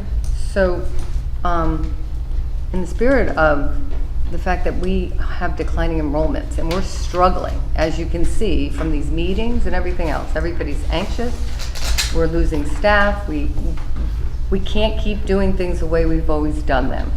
And so when I got kind of wind of the Horace Mann charter schools, I thought, well, what does that really look like? And how impactful is it? And it was Bob Raymond that somewhat gave me the idea, even though he doesn't know it, because I started doing research in the fact that we have 20 plus kids from Irving, and we get $5,000 for them. And they pay $26,000 per their kid. So if we could ever come together as a staff and administration and think about this differently, somebody's going to do it. Somebody's going to do it because everybody around us is in the same spot.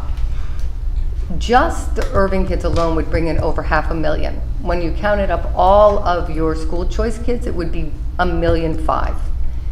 And it's not, it is about the money, but it's not, but it's, for us not to think about and consider it, the biggest issues, number one, that the teachers get to stay in the union with step and track and everything else.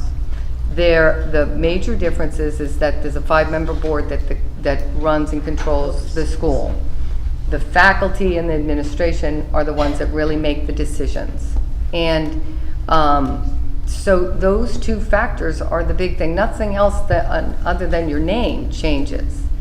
And this may not be the solution, but we have to start thinking about doing things differently because we keep getting the same results. We get stuck in these meetings, we get angry with one another. It just doesn't make any sense to me.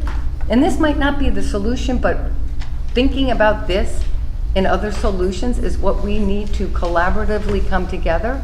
And I'm not quite sure how to make that happen, but maybe even just pursuing it, the understanding of Warwick, maybe throwing it out there, having teachers think about it. You know, we have to do something different.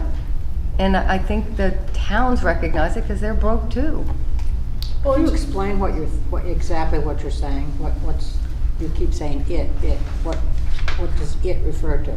Horseman The Charter Horseman Charter School. Yeah, it's a Horseman Charter School. So you're suggesting that Pioneer become? I am absolutely, and that is a great question because I'm absolutely not saying that. To What at I'm least saying. explore. What? To at least explore. Well, no, I think we need to look at every single possibility where we can provide more resources for our kids. Because I can tell you, we're going to look at cutting this budget again. We're going to have another bad budget next year, and there's just, our resources are going down. But if all the energy that has been spent over the last month or so of having these meetings, and you know, really, I don't blame the teachers. I mean, they're going to have to do twice the work. But instead of focusing our energy in that, why don't we focus our energy on working together to try to find a different way to do this thing? And that's where it comes from. And I'm not saying we're going to. I'm sure my neighbors won't like that this much. But we have to think about our kids. We have to think about the district kids. They deserve the best we can give them. And right now, at the Pioneer, I'm not quite sure we're doing that in the way we need to. That's all I'm saying, is just explore it. I'm not saying absolutely go down that road. So, let me understand, for a charter school, the town pays, because it's a public school, the town pays the money and not the parents, is that correct? Yes. Yeah. Okay, but transportation is not part of that, is that So, correct? No. So part of being a Horace Mann, there's a lengthy memorandum of understanding that people get together and say, what do we need? Obviously, you'd never want to give up regional transportation because you get 80% reimbursement. But what are the other things? They're going to be in the special ed issue, that you would, you know, you regionalize your special ed students if you need to. But that document gets put together by all the people involved. So it would be like a new regional agreement, potentially. Yeah, it's different This kind. would be a different type of regional agreement. correct. Okay, interesting. So, The whole idea that Irving spends $26,000 on their kids and they only pay us $5,000. Isn't that ridiculous? Why is that even happening? What is behind that? That seems to me Well, like they have a tuition agreement with Gil Montague. And as long as they have a tuition agreement with somebody, and we tried to, I researched it way back, we tried to get an agreement, but somewhere along the way it fell apart. I don't know why. But so they have an agreement, but then when kids want to come to us, they can choice here. If they didn't have an agreement, then that would be a different ballgame. So what do they pay Gil Montague? $26,000 probably per kid. That's what they pay for their students. Whatever their agreement Well, they're says. elementary. law. It must be that. Irving has their Yeah, own they do have their elementary. elementary too. Yeah, it's elementary. You can Irving go, has their own they, elementary. No, they have their own elementary. But they have a tuition agreement with this. right, exactly. So I bet that 28 is per cost, pre-K through. That's what I'm wondering. Yeah, Right. and they then have- averaged out. This- Well, I think it's the state same puts- number. I took the amount the town appropriates Right. for assessments. For education. For education and divided by the number of students. I think that's the same. In all Yeah, grades. yeah, Yes. okay, yeah. The Department of Ed gives you the information. It's out there. There's a form, they tell you what everybody pays for their kids. It's not the most popular thing to do, but I don't know. Is there any, yeah. Well, if we were to explore this for Pioneer for 7 through 12, what would be the logical subcommittee that might consider this? Should it be a standalone, or does it belong under the? I think it belongs to Pioneer staff and administration to start. I think that Because you have to, I mean, you have to set what your programming is, you have to, there's a lot of things you have to do. So if there can't be agreement between the administration and the staff, it won't work anyhow. So it would have to be internal to that school if in fact they were interested. Okay, are there any more questions on Horace Mann, or can we move on? Yes. The only Horace Mann charter school that I know of is in the Springfield area. Are there others? Yes. Yeah, there are. Throughout the state. I mean, in Western Mass. Oh, I don't know. Probably not. I don't know. We could look it up. But like David said, we weren't going to kind of run down this road without, you know, At least mentioning. they've talked to the staff, they've talked to the principal, they're getting the community involved. I mean, to pursue it doesn't mean it's going to be a done deal either. They're researching it. I'm just clarifying what's happening next. The Warwick Elementary staff is going to continue to study this. We're going to be talking about it and study it more openly. Can you make sure that Sue gets on a Yes. list of when you have meetings? Absolutely. I'm really curious. And I'm willing to think outside the box. I just,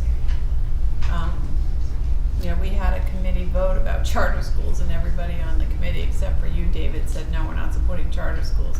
But there was always this comment in terms of Horace Mann, you know, that that's a hybrid kind of thing. So, I'm curious. Just want to correct you on that. It wasn't that we weren't in support of charter schools. We weren't in support of raising the cap on charter That, schools. yes, that's what I'm referring to. So here we are talking about charter schools. This may be too early to ask this question, but have there been any other schools in Western Mass that have tried to do this, that have any information for you, or? I don't know. We haven't gone down that road. The very beginning steps. It sounds It's like. been quite an endeavor just to read the material and I understand don't it. think so. Rather, I was just gonna say, I mean, it sounds to me like this is not something that the committee can really do. Right. Yeah.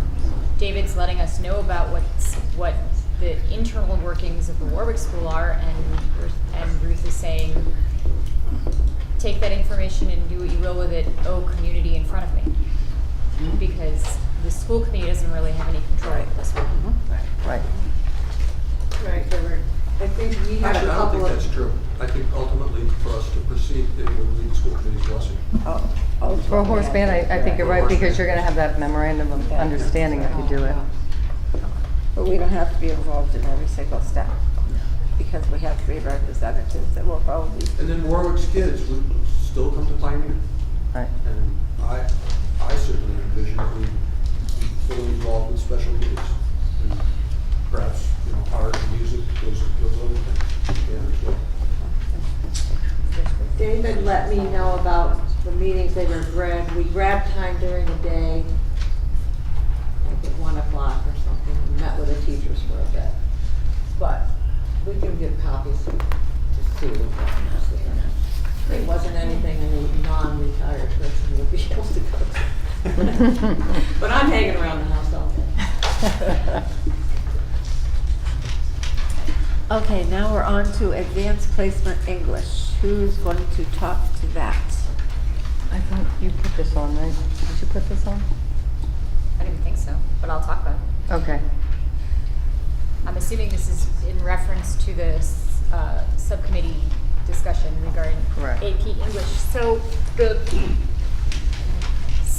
subcommittee looked at the program studies, recommended changes, and do we need to brief that before the full committee? I believe that we do anyway, Right, correct? right. So on behalf of the Personnel and Curriculum Subcommittee, I move that we accept all of the proposed changes in the program of studies and vote on AP English separately, as that was the one piece that was not unanimously approved by the subcommittee. Correct. I'm not sure that without having it in front of us, that we can do that. I mean, some of us saw it, but there's a lot of people that didn't see it, and just to say, of what was presented to us. We don't, I mean, the rest of the people that weren't there don't know what they'd be voting for. Yeah, reporting out on the CMP meetings wasn't on the agenda, Yeah, that's right. so. Can you summarize it for us, so for next time?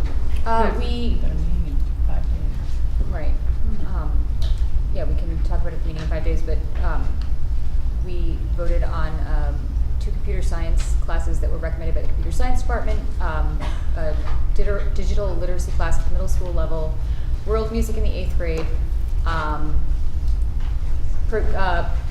granting credit for, second, English as a second language. I'm missing one. I think we need to see it in writing. Yeah. No, I said music. Here's the music. Oh, theater. A theater class. Gotta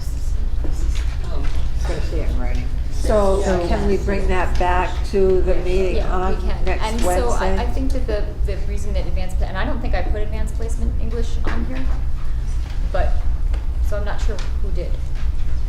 I don't know why it got on there. This is the only course that was not It was the only approved course that was not approved by the by the subcommittee. subcommittee. It was an even tie. I think that's why it came up. So, so am I correct in saying that we as a full committee need to vote on what the CMP subcommittee? Already correct. Right. But we don't have it, so we're going to wait until we can Till see it. Wednesday. Until Wednesday? We'll just vote on a Wednesday. But it's the programming studies. Right, but it should include the advanced It placement. should include the entire packet that was Right. provided. All right, entire packet. Okay, the next is handling complaints according to the law, and I think that was, David, something you put on. I've had some concerns in the past, but I'm very pleased by the conduct of tonight's meeting. And that's my concern that when things rise to the level of a complaint, then, you know, the individual who's the target needs to be noticed and given 48 hours notice and have the opportunity of having it in executive session or deciding not. And it feels like we're turning a corner. Thank you. And also was your next one down. I ran into a Mass General Law that I would like Town Council to take a look at. It's Chapter 43, Excuse Section... me, could you speak up, please? Sorry. I ran into a piece of general law, Chapter 43, Section 32. It states, among other things, that a person can't be on a school committee if they're in the employ of the district, of the school. So this one specifically is under the cities and talks about the city treasury, but we have 3 members who are part-time or more employees of the district, and I'd like to have that checked out. He was, I saw that, and I spoke to him today, and he's gonna check that out for me. We had to go through an ethics thing. Yeah, but everybody does. Yeah, but everybody You know, does. What do you mean? But it's special because I work for the school, but I don't work for the school full-time. And so it's different. When they came on, when Sharon and Jim and John came on board, Dale and I worked together at connecting with the ethics board, and it took them about 4 months to get back to us, but they got back to us saying that they were fine. Yeah, no problem. As long as they did not sign a warrant that had their payment on it, or act on anything I can't that, vote for sports. yeah, or act on anything that involved them, like Jim couldn't vote on coaches' salaries. Or when we discuss anything with coaches' salaries, he had to leave the room, that kind of thing. And it would go with John and Sharon too, whether it was custodial or nurses or whatever it happened to be. And that was the ruling that they had, but that was several years ago. But I have got Russell checking that out for me today. Good, thank you. Can I bring up one thing? Sure. That you all have a letter from my attorney, and it's around the open meeting law, but there's specific records requests that he is looking for. And he went to Russell, the attorney, saying instead of, going to a different group.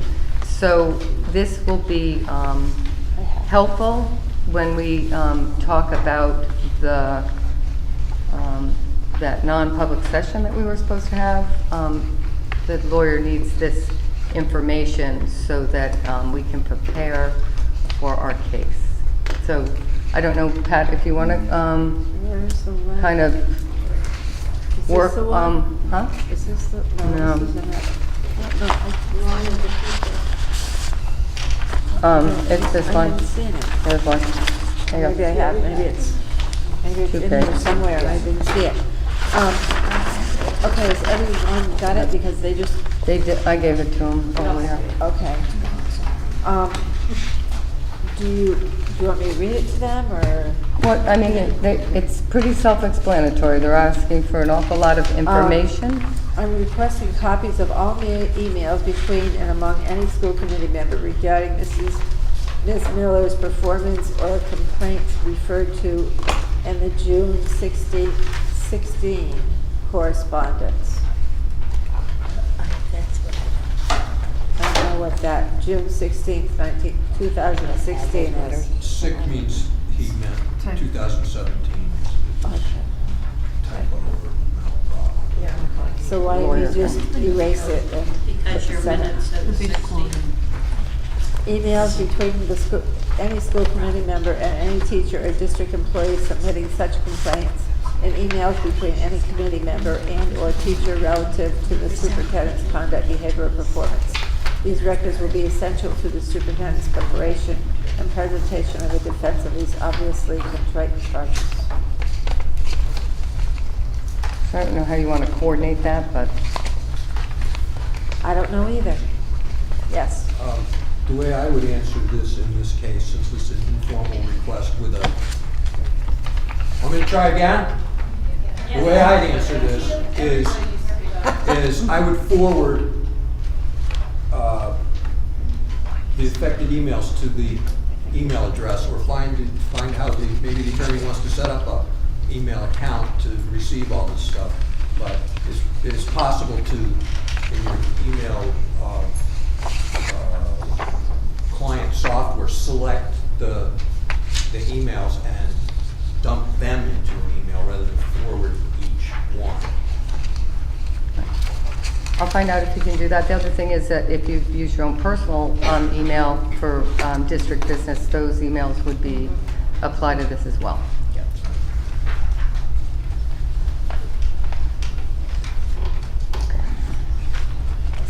Okay, the next is the rubric that Robin worked on.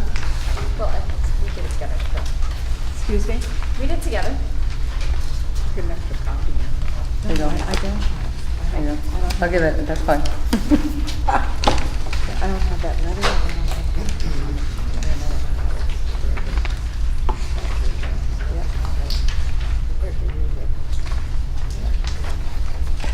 Well, I've got two rubrics.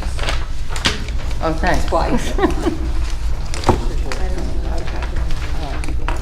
So, Robin, do you want to talk to this, or is it pretty I hope that it's self-explanatory? self-explanatory, but basically what we did was we used a spreadsheet. We went through each and every indicator on the assessment rubric, overarching indicators. We listed across everybody's score, dropped one high and one low, and averaged them out. And we used the averaging formula that's built into Excel so that I wouldn't make any arithmetic mistakes. I mean, there's all kinds of different ways to come up with the answer, but this is the one that Robin and I decided to use, and whether it was right or wrong, who knows, but it was what we But I think decided. it gave a pretty accurate sort of compilation of Exactly. where the committee as a whole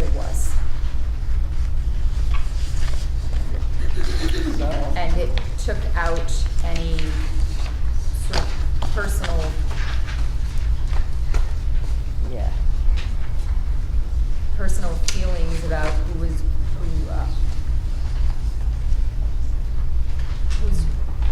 words had more merit. Exactly. Everybody was equal that way. Yeah. So each column is a person? Each column Yeah. is a person. Right. And then all the different items that we scored are on the left. And they're the same as what was Yeah, in the rubric yeah. we used. Yeah. And because everybody's actual document is sort of the backup material to this packet, and because I was using this primarily as a mathematical tool, I didn't put everybody's name across the top. It would be Well- pretty easy to take everybody's packet and correlate who's who. Yeah, no, I don't need I don't think names. that's, we don't need I don't the think names that's for what this. was. Yes, so. This is just stuff about the evaluation. Can I ask a question here? Sure. Because I found it very helpful to read people's full evaluations, and I have requested copies of that. And those are public documents, and I am disturbed that I don't have them. I requested that on the 28th, and by June 12th, I should have had those documents, and I don't. Did you send an email request? I did. She I've did, been there in was some conversation. legal stuff in between there, which slowed it down. But Pam has them all, and I'll have her scan them all and send them to you tomorrow. Excellent. Is there anyone else that would like those documents sent to them? Roland, I would like those too. Yeah. I would just like to make a comment in regards to the written responses. When I read through them, I was looking at mine and looking at my original. And there are words missing, there are sentences missing, and maybe you guys, maybe you went through them and took out the adjectives, the fluff, however. In particular, there was a sentence that was restructured, which in my opinion gave it a totally different slant. A lot of my positivities were pulled out. Well, And I'm the one that did that, and I didn't do it like that. I was just trying to shorten it. It was so long and lengthy that I would just go I'm just trying to saying, condense it. if you're going to transcribe, I think you need to have a form of accuracy so that the portrayal of what the person was trying to get across is more accurate and not slant. I thought that's Because what I did. pushing on positive, pushing That on was what I children, did. and everything that had the word children in it, in regards to my comments, was taken out. So maybe I didn't fill it out correctly, but I was I think if they, making my points. I personally think if they're comments, they should be verbatim. Yeah, well, it took me Even, I 2 know days it to do took, that. I know it They're took not you a so long long. time, but I think in fairness to everyone, Are you gonna have Pam scan those documents to Sue? I think Scan them to they, in an email? I think it would be a hard copy, honestly, because so when it's scanned in, I know somebody else can do it once they get it, but it becomes kind of widespread, and can be misinterpreted. So for this point, and I'll talk to Pam about it. Well, I thought if you were gonna email them, then email them to everyone, so we have the actual words and no one else can have that concern. If they want it. Another year, if anyone wants to help doing that, I would love to have them do it So- themselves. Right, but I also read that, because remember when Russell had an independent person do it? If you look at the law, it really should be somebody else other than a committee member doing it. And that's what I read. doing And which that's part not of what we it, heard from. the compilation, or? Yeah, Glenn Cruiser. Yeah, I know, Misled but us. when I went and looked, I went, oh, that's why Russell had you do it this way last year. But we should look it up Glenn told us before, something else, so. right, sometimes Glenn. Anyhow, we can look it up. Martha? Yes. I was just gonna say, that's a very good point, because I went through and checked for all of my comments, and some of them were in there word for word. This is my comment, pretty long, Right. that I typed up and wrote very carefully and spent a really long time on Well, for I the think- overall comment. And it didn't appear there. saying the same thing that other people are saying. I would say, Took a lot of effort, spent a long time on it, tried to incorporate into the overall comment my individual judgments, and I know I understand Pat's point, but I think it should be there word for word, and maybe, like you said, stand. It's not that much stand bigger in. for the most part, the actual rubric itself with our comments in little sections. It's really good to know. I think we should all read each other's. Yeah, Maybe in the future, what we just need to report is just the very beginning, where the overall review of everybody, rather than everybody's individual ones. Because it's really, if you had done the job, it took a heck of a lot longer to fill out that paper than it did for everybody's individual ones. I mean, it was a 2-day process, from 9 in the morning till midnight, and I'm not fooling. It was ridiculous. Pat, you did a lot of work on it. Yes. And if we're gonna get copies, then that would totally eliminate that having to be done. It's a really important document to read. It is. It is. It is. And I we think spent a we lot all of should, time. I think we all should get it and should look it over. And I would be interested in reading everybody's too. I understand really Sue's helpful. point. You know where people are coming from. Exactly. We're drawing different conclusions, but if you draw a conclusion, give somebody a proficient or an unsatisfactory or whatever, I want to know your thinking behind it, your conclusions, why you reach them. Exactly. And then before we, and then we can understand a little bit more where everybody's coming from. Robin, you had your hand up. I was gonna say, my 2 takeaways from doing this on this end are A, that I think that we need, as a group, more training in reading the rubric. Because I don't think that I think very few of us looked at the language of the rubric that I ended up bringing to that meeting until that night. And I think that's really valuable, because that's the criteria you're actually looking at. I really worked that. You have to look at that. I went to the DOE and printed it out. Use it to be appropriate. And I think that the other thing that would be really wise for us would be for all of us to learn how to do it electronically, because then you are simply copying and pasting to get all of those comments out there exactly as they were written by the person who wrote them. And it's easy enough to do. I did that.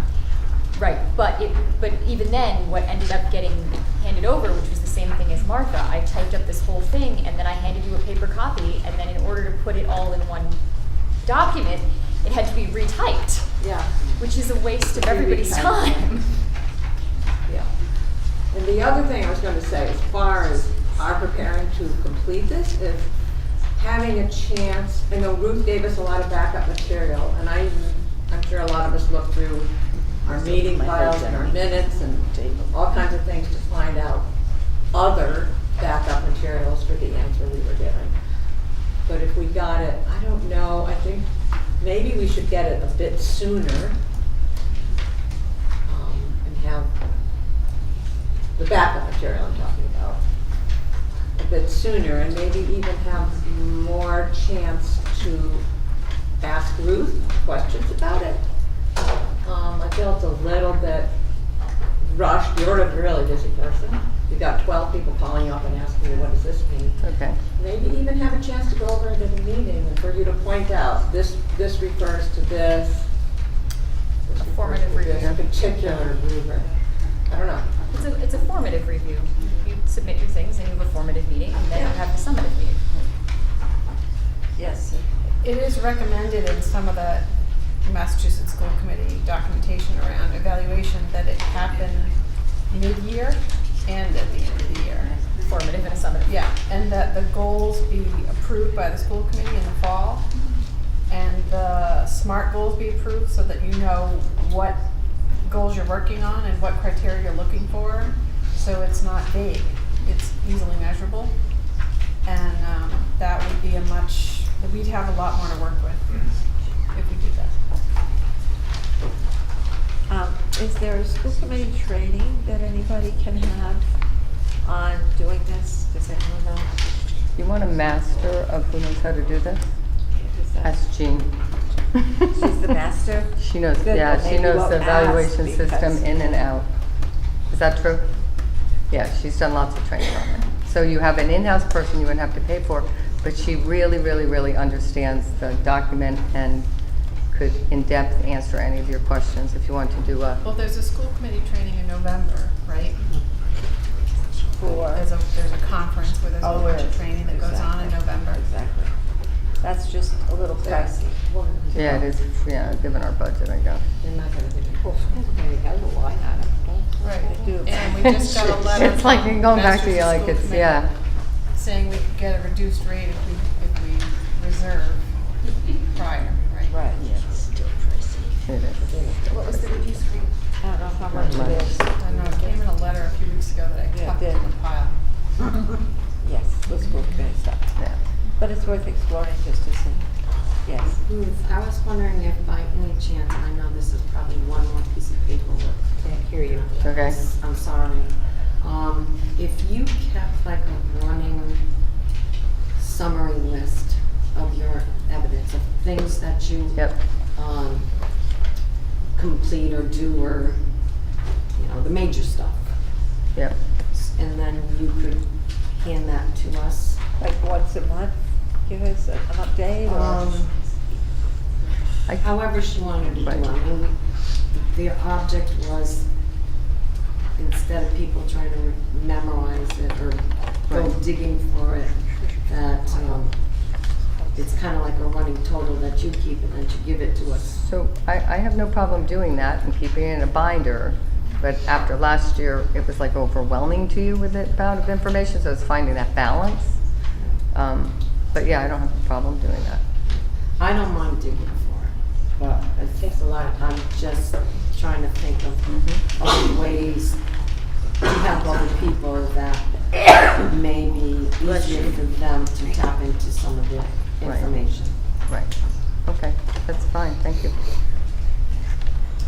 I also think we have to include administrators in a more formal way, in a more predictable way, in giving feedback to the committee. Well, A lot of the items. there was quite a bit of information that got asked of the administrators and of some of the people out in the community, and I had quite a bit. Based on what you were going to do, I did it at that point, and so I know you didn't take that into consideration because you had already done yours, but I asked some other superintendents how they did it, and that was exactly what they did. Because you ask a subordinate and they're gonna, so you ask them specific things and it can be anonymous and it goes to the secretary. So that's how that large envelope of, So I'm just saying, if that had been put out the night that I tried to introduce that model, there would have been time for administrators to give this committee feedback. And at that time, it was decided we were not gonna do that. well, what my understanding was it was going to be kind of this blast out to everyone. That was And my understanding. it didn't really sound like it would be productive. There was no even offering of, if you just said that night, administrators, please review the evaluation and give feedback to the committee on the, on the items that seem appropriate to your relationship with me. If they could have known to send that to us in April. And it just, what I feel like you wanted was, you wanted all the communication to come to you first, for you to review, and then you would send it out to us. And that would be typical. I don't think that's the way that evaluation should work. I think people should be able to fill it out anonymously and communicate with this committee. Not my understanding of how the evaluation works. So we can actually, you can get some information, I'll get some information from, my association, and we can kind of share that, so we don't have to go back and forth on this. But even like with the teachers, they create their own evidence, and then the principals take a look at it. Yeah, you can add some things, but the point is for them, for individuals to be able to document and think about their work and give evidence and have a conversation with their I understand the process. I've been in it a long time myself. Okay. So why don't we just leave it at that and see what we can come up with? Anything new to talk about? Or shall we move on to the next? Well, it's evaluation and my It is? summary of it. So Okay. here, you want to take one and pass it down. I'm not going to kind of brief, but I wanted to make it, read it verbatim. But after reflecting on the comments from the school committee members, I have a clear picture of things to do that I do well and areas that I need to work on. What is also apparent to me is that our committee is split in regards to my evaluation. Half of the committee is very upset and concerned with the changes of Pioneer. They are close to the staff and are concerned about morale, which I understand. This group of committee members didn't really touch upon the involvement of the elementary schools, and the other half of the committee looked at the things that I had given overall district perspective. They looked at the evidence provided, gave me clear feedback. All of this information is useful to me as I move forward in the next fiscal year. When I develop my goals for the 2017-18, I will use the information provided to build on things that are going well and also plan how I can address the areas of concern. So instructional leadership, after reviewing the documents, there was an awful lot of focus on the things that were happening at the high school. And I understand that. There wasn't a lot of evidence. It was kind of anecdotal, but there wasn't real evidence behind what they were saying. Just that morale was low and things were very difficult for them. I recognize that, and that needs to be something that moving forward I can work with administrators as a whole to kind of address that concern, because moving forward we're going to still have some very complicated and difficult times.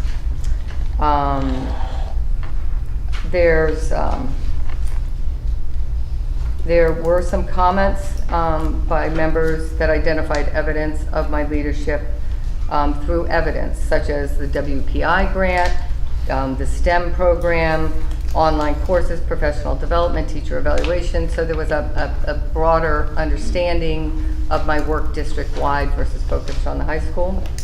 Management and operations, there were concerns of new administrators not being supported and against, again, not completely Pioneer, but the evidence I provided was pretty direct and honest with my work from CHIP and my work, my schedule that I kept, meeting every other week with individuals and then every other week with the group as a whole. So I think that I want to keep that and maybe strengthen it. I plan on doing walkthroughs next year with the team of administrators so that we can calibrate our understanding of teaching and learning. And there's some other comments in here, expanded the learning opportunities for students. There's been progress in addressing the recommendations on our audits, which was a positive. I know the budget process is one thing that I absolutely have to try to get a better handle on, about the paperwork, how you want it delivered, what you want to look at, how many different ways. So I do see that that will be one of my major focuses next year, or this coming fiscal year, is to really get a smoother budget process. And I'm probably going to ask some people for help on that what may make it easier. Again, the family and community relationship, standard 3, there were concerns or upset about PVRS from some committee members. The difficulty in the evidence and examples weren't provided. And so I think that's the theme. I don't want to excuse it away that there aren't some concerns with Pioneer, but it would have been more helpful to me when I move forward if I had some more specific examples, because there were a lot of communication with Pioneer. There was a lot of communication with parents with Pioneer that you wouldn't, and I actually wouldn't even disclose, because those relationships and the things that they came to see me about was not something that I was going to bring forward. So I do think that I could be better in this as well. I mean, you can always improve, especially on communication, and hopefully getting out of that office and being more, participating. I participate in a lot, but there's a lot more I could participate in, especially observing classes, seeing kids. So I think that was helpful. And professional culture, again, the focus of the culture was predominantly on the middle and the high school. The elementary cultures are doing very well. There was, support in that, and it wasn't that the professional culture was more of a focus on Pioneer itself. I did do a lot of work with Chip Wood that I'm not sure was recognized. Our work with our administrative team coming together, and having Pioneer and Northfield work with a small group for with Chip Wood, and moving forward next year, both of the schools are going to have much more training with him. So I guess, and it was I guess overall, it would be more helpful to me with the comments that were, very upset about things, that if you could give me some more, more clear examples, instead of just saying, everybody's angry, everybody's in a bad space, or that kind of thing.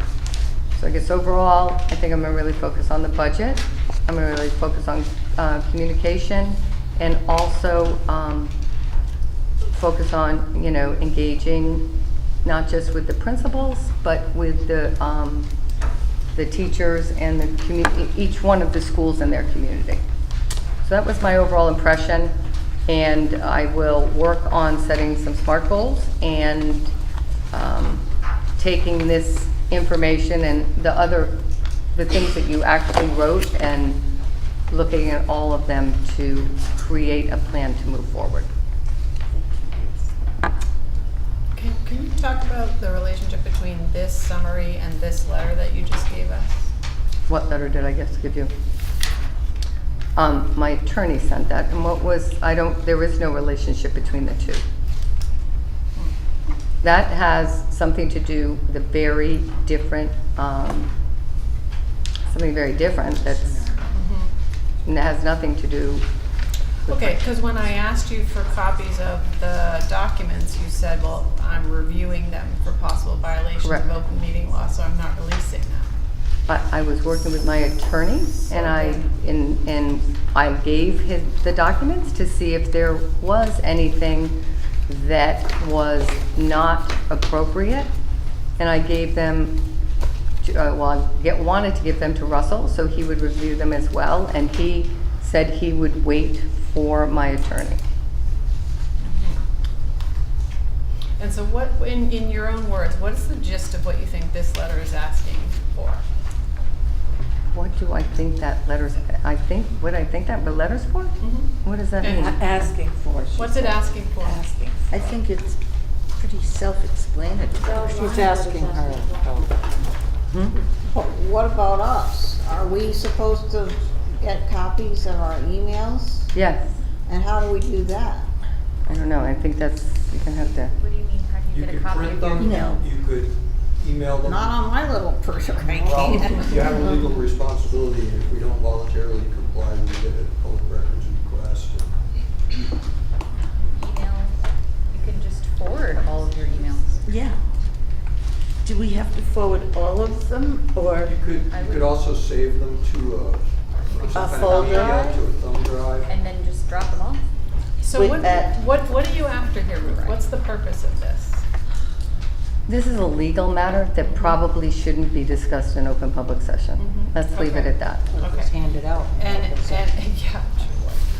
And it doesn't relate to your evaluation and the things that you have in the evaluation? Yeah, I think there is a connection between the evaluation and that. I really do. Okay, and so are you gonna be sharing your emails as well as we're all sharing our emails? There was no record request of my emails.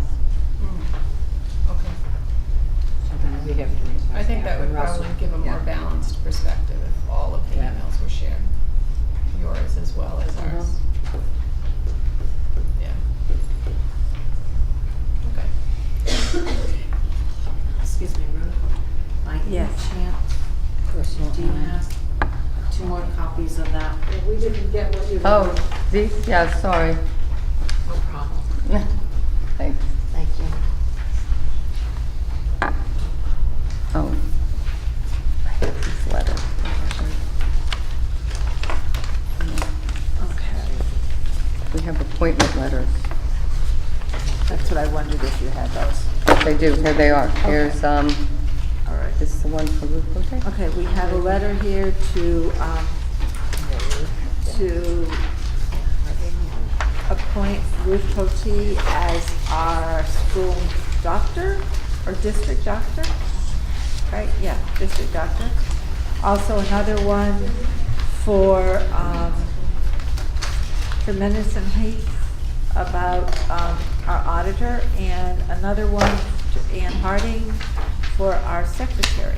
Madam Chairman, I move that we appoint Ruth Cote, physician, Ann Harding, recording secretary, Melanson Heath, auditors for FY18. Second. I didn't. No, she didn't. Okay. Is there, okay, we have all three together. If anyone doesn't want to vote three, we can separate them. But there is that motion second on the floor, so all those in favor of that motion? Opposed? It passes. So then, Yeah. Well, sometimes we have, sometimes we have.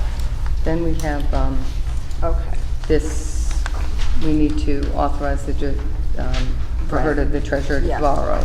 We have, we're skipping over Yeah. things. We have some of our administrators here. I see smatterings around the room. Why don't we start with Pioneer since we're here, and then we'll go down through the elementary grades, if that's, or elementary schools. Good evening. Admire your stamina. I just have 2 short things that I wanted to update you on. As some of you may know, Mr. Holzowski, our band teacher, submitted his resignation a couple days ago. He's going on to take another position with a larger high school with many more opportunities. I know he's very sad to leave Pioneer, but he feels this is really the best career move for him. You can't hear me? Oh, okay.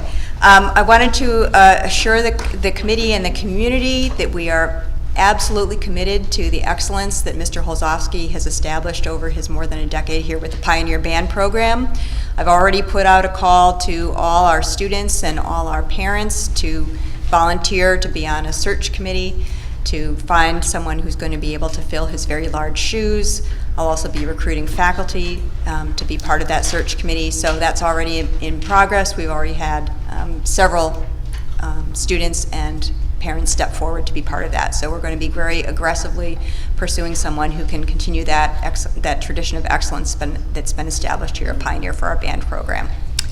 The only other thing I wanted to update you on is, again, it's been a very difficult year at Pioneer. We've lost many excellent teachers. It's been a very emotional year for all of us, but we are committed to moving forward in a positive direction and to continue what's great at Pioneer and to build upon those successes. To help us move forward and think about how we're going to make the most of our smaller and still highly talented staff, I've pulled together a transition team. I invited all faculty in the building to be part of a transition team to think positively about the future and how we're going to repair relationships and work positively together. I had 10 faculty members step forward to be part of that team. We've met twice over the last week. We're continuing to meet Monday. We have an agenda of things we'd like to accomplish over the summer to make sure that all faculty return to the fall feeling supported and respected and ready to work together to make Pioneer the school it can be. That's it. too. That's the only resignation you had? This, Pardon? the only resignation you had was Nate? No, that's just Okay. one I wanted to update you on because that's such an important part of the Pioneer community and the Pioneer identity, and I think it's really important that everyone know that there's a lot of energy and commitment among a lot of people to keep that program as strong as it has become under Mr. Holzowski's leadership. How many others have we had resignations?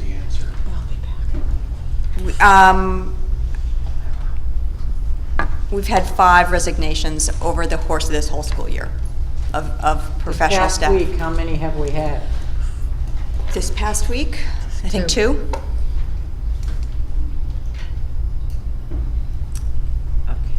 Yes.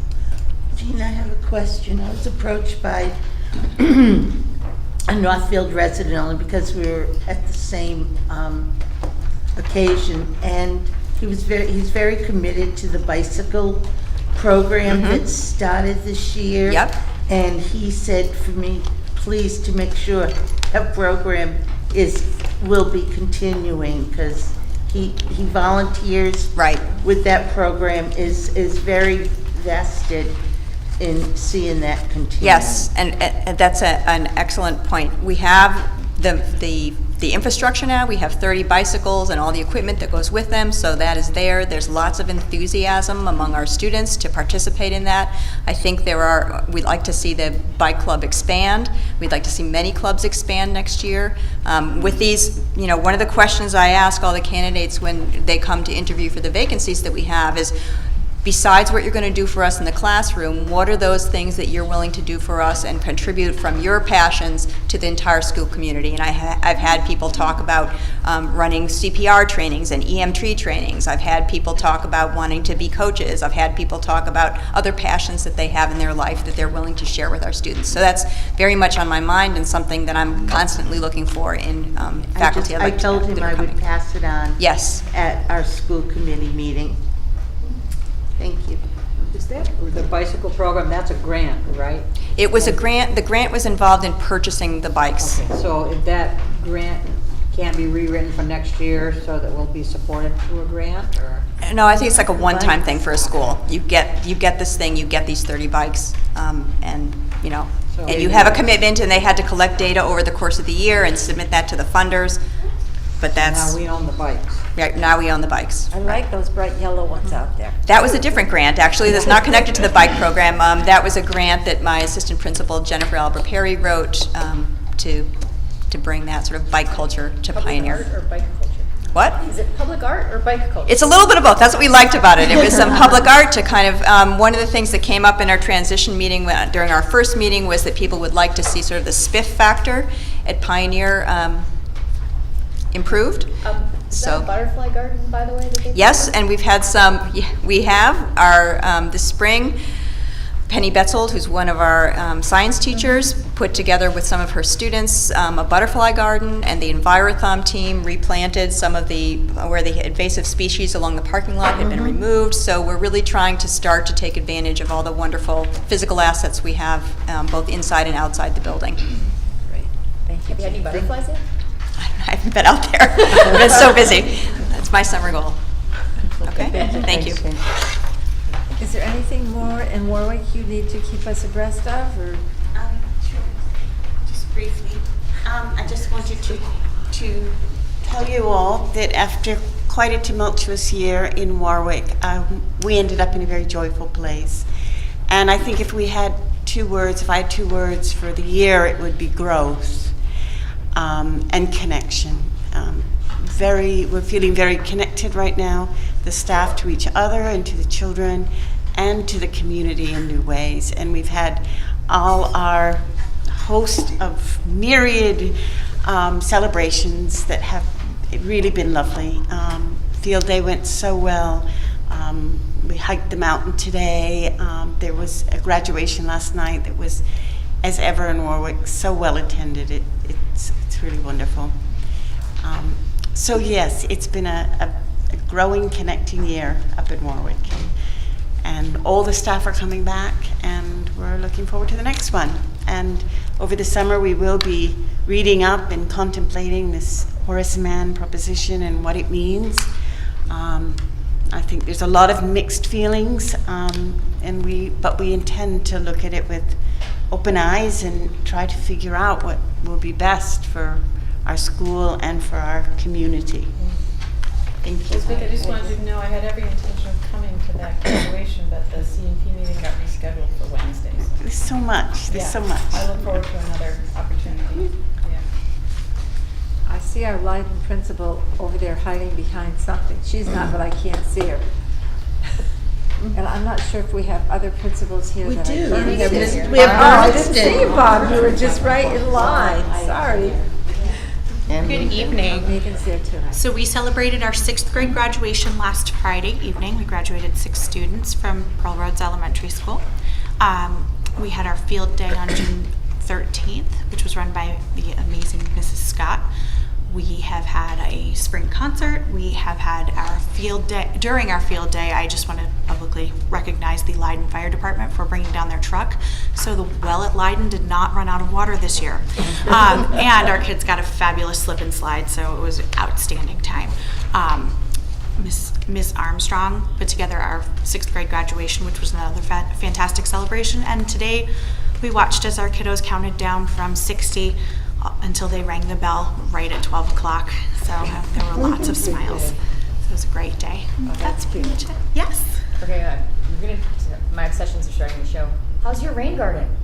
Our rain garden is growing in ratherly well, given the past season that we've had. So it's growing in very much so. And our sign is ready to be mounted as soon as we are ready to get some summer work done. Were you guys able to get out there and do some learning and teaching out there? We have been able to get out there a little bit, and we're excited to get that out there even more. Great, thanks. Megan, I understand you're out there somewhere, but I can't see you. All right.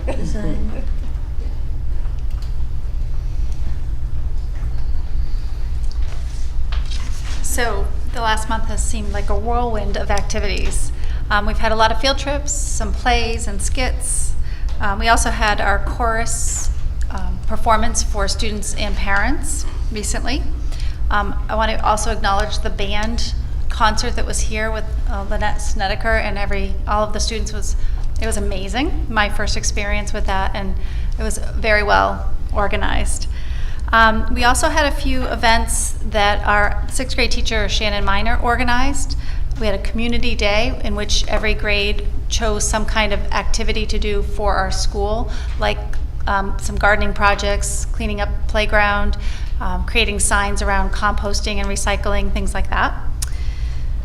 Graduation, we also had a volunteer breakfast that Shannon Miner organized, which was an opportunity for our volunteers to be invited in for a very informal breakfast one morning. Graduation, we graduated 30, I was going to say 28, but that's next year's class, 34 students. And that was very well attended. And then the following day we had our field day. I just want to also note that we have teacher changes for next year in terms of grade levels. We have a few teachers changing grade levels because of moving class sizes and such. And with that also comes some changing of rooms. So we're going to be very busy this summer, just helping teachers.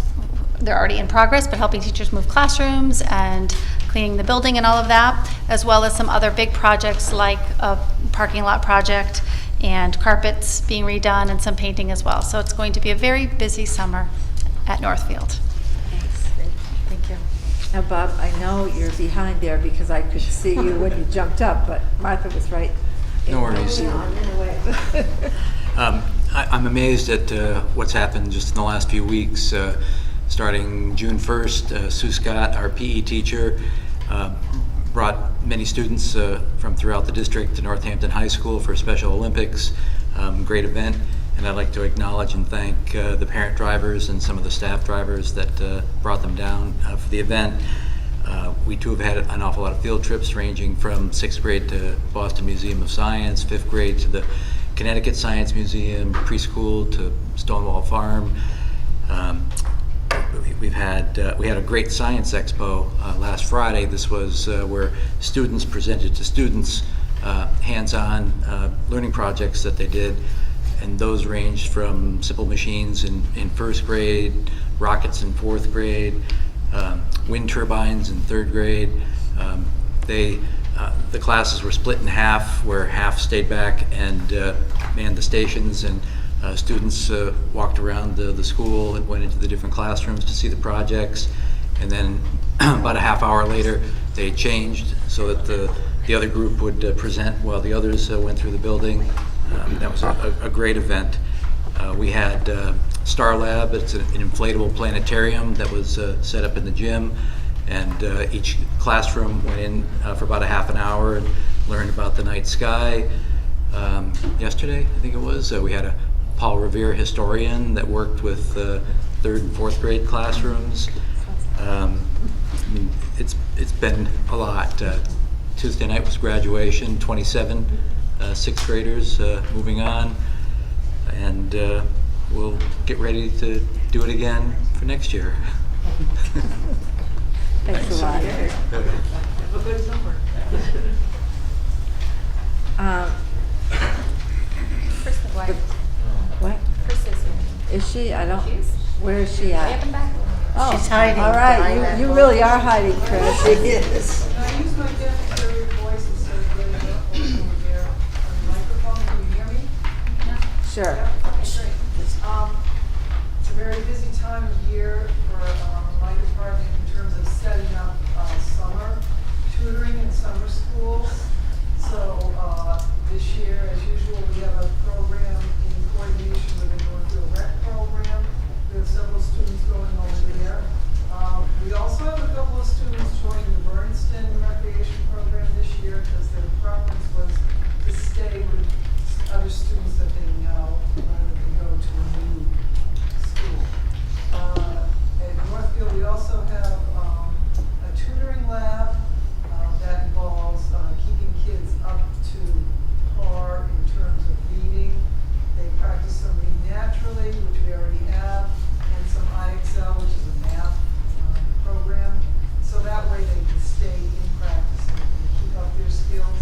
And this year, Karen Browning at the high school, middle school, is doing a similar kind of lab for kids to come in a couple of times a week. The same idea in terms of reading and math. Thanks. Thank you. Okay, I saw Karen. everybody else. Okay. Did see Karen. What's that? I could see you. You did see Karen? Are you? I thought you said did see Karen. Well, maybe I did, but I was hoping we'd catch it. I don't speak much, but I'd like to take a few minutes tonight. First of all, I want to thank the parents that came out and talked about the positive things that are going on at PVRS, because there are a lot of positive things. And I'd like to just take a little bit longer to talk about this positive stuff that's going on. I know Ruth has talked a little bit about the STEAM with the WPI, and I sat in on the last half of the year of some of the meetings with the teachers, and I think Mary's the only one here. Oh, yeah, no, sorry. Yeah, huh? Yeah, Lisa. Is somebody else here? And Elizabeth. And it was just fabulous. And I think the important part that I want to bring out here is that the elementary teachers are really on board with this. And just when you start talking about budget, there's something called mystery science in there in that budget. And I have promised the elementary teachers that the only way you can take that away from us is if you break both of my arms, because I've had so many teachers ask about that and make sure that that stays in the budget. So I want to make sure that stays in the budget because they're very excited about it and it'll help them move forward with the STEAM process. Also very positive is I went to the science fair this year at this school, and it was just absolutely fabulous. It was great. It fits right into the STEAM initiatives. A lot of what the high school and middle school teachers are doing in science and technology is already STEAM related, and I'm looking forward very much to next year moving forward with that. Another thing I want to bring out is I couldn't hear everything here, but at PVRS there are a lot of positive things going on. I know that Jean and her committees and all, they have put forth new curriculum that's very, very exciting. I don't know if it's approved or not, or yet, I think it's still in the process, but number one, we are upgrading our digital communications class to bring in more relevant and newer technologies into that class. We have a teacher that's going to be teaching exploring computer science. That's a brand new course, it's awesome. AP Computer Science, Jean is stepping up and she's going to hopefully co-teach with a math teacher for AP Computer Science. That's awesome. And obviously, you know, some of the other courses, the AP English possibly, and music class and some other things. So there's actually a lot of positive change that is going on here. You've also approved the VHS and the Edgenuity for a 1-year trial period. I just want to report on that. We have kids signed up for about 30 different courses, and they're just like forensics and Russian, and I want you to know it's across the board, the courses that the kids signed up for, so it's not like hitting one department, like it's not hitting just the science department. It's, you know, across the board. It's probably going to cost about $6,500. We still have kids coming in and asking to sign up for other courses. But so 30 courses, and I just want you to know that that's less than 1% of all the courses that the 9th through 12th graders are signed up for. So it's not impacting teachers. I want to get that across very clearly. It's not impacting teachers. It's only costing about $6,500. That wouldn't, if we got rid of it, there's no way that that would replace a teacher or even an instructional assistant. So I think it's very positive. The kids are very positive about those signing up for those courses, etc. And it really expands our curriculum. I also just want to take a moment here to just make sure that everybody understands something. I'm just trying to put this whole year into perspective, and I just want to remind people, I know it's a hard year for the cuts and all that, but I have to remind you, because I don't know if this was brought out specifically in this meeting form, is brought out in the finance meetings, but we started this whole budget process with numbers. And those numbers, as you can, if you recall, our elementary teachers are teaching 25 kids, 28 kids in a class. And PVRS, you know, they have some courses with 9, 12, 13, nowhere near the numbers of kids that the elementary teachers are working with. And all the research, if you don't know, any educator can tell you, if a student doesn't know how to read by 3rd or 4th grade, that's a problem, and that's going to be a long-term problem. So most districts, they will put a lot of money into the elementaries, because if you don't start out well, you have troubles higher up. So you need to understand that we're just trying, that's how this whole budget process started. No administrator sat here and said, oh, let's cut some people. That's a good thing to do, because every administrator hates doing that. It's a very hard thing to do.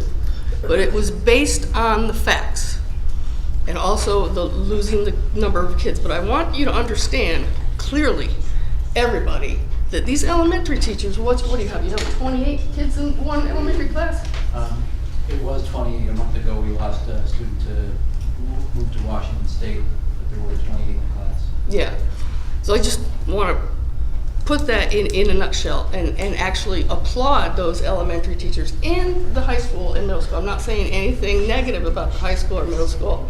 It would be lovely if we could keep those small size classes, but we can't. And I just want to applaud all these elementary teachers that are really taking on, you know, big numbers, fairly big numbers for elementary classes. Karen? Yeah. I have a question. Sure. How many classrooms are you saying? It sounds like you're saying there's an overabundance of classrooms that have 6, 7, 8, 9 students in it. How many classrooms do you think have 6, 7, 8, 9 students in them? I know that Jean gave you that data. I'd be happy to get you, Jean or I would be happy to get you that data. You think it's 5, 20, you know? Yeah, I'm not sure. I mean, I can go back and look at those numbers. I can tell you that last year, when I calculated it when I came in, last school year, the average class size was 14. Throughout the building. Throughout the building. And we compared those to other schools. So, go ahead. I was just gonna say, Karen, I don't want to be awful, but. Yeah, you want to cut me off? Well, I'm sorry. I know, and I know, I can hear how passionate you are, but. It's just 10 o'clock at night. I need to say this because I've sat here for 2 years and not said a whole lot. And we've had to swallow a lot. But I just want to say that these administrators here are some of the best I've ever worked with. And to hear and have to sit here and listen to some of the things that we've had to swallow is very difficult. And to point the finger at Jean, I just need to make everybody understand this is not just Jean making all these decisions. We sat in administrative meeting after administrative meeting after administrative meeting to make these decisions. You want us to cut, you want us to put them back, you want us to cut, you want us to put them back. We sat there and did that.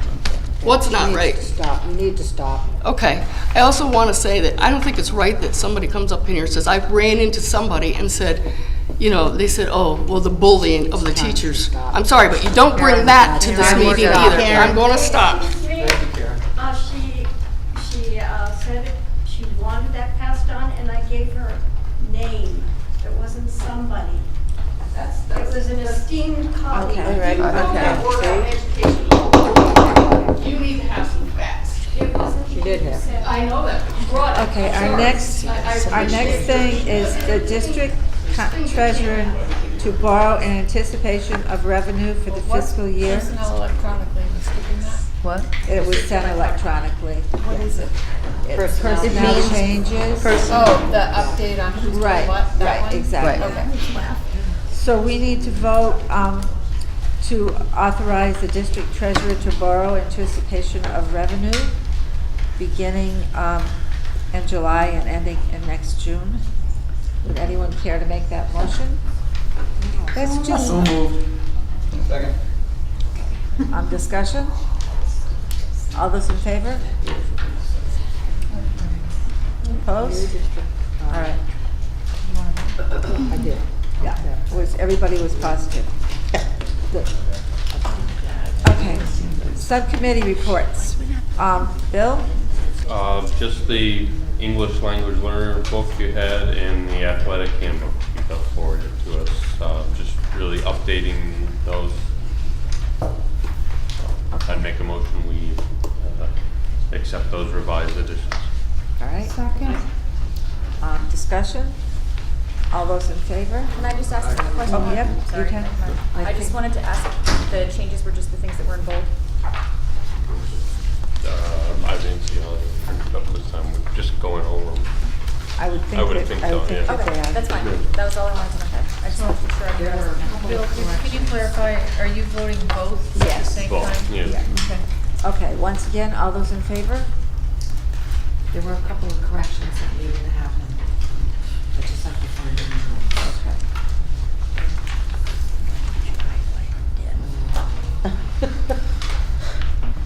You need more papers, I did have them all arranged. You know, do you want to give it to Pam? Because she can make the changes? Yeah, I will do that. You okay with that? There were ones we worked on at policy meeting, correct? Oh, there were two small things. So typos. Typos? Not policy changes, but typos? I can't quite remember. You know what, Deb? I did a lot of If reading they're- and a if lot they're- of looking. If they're typos, that's one thing. If it's anything bigger than that, we can bring it back to the next meeting. I'll find it and then I'll.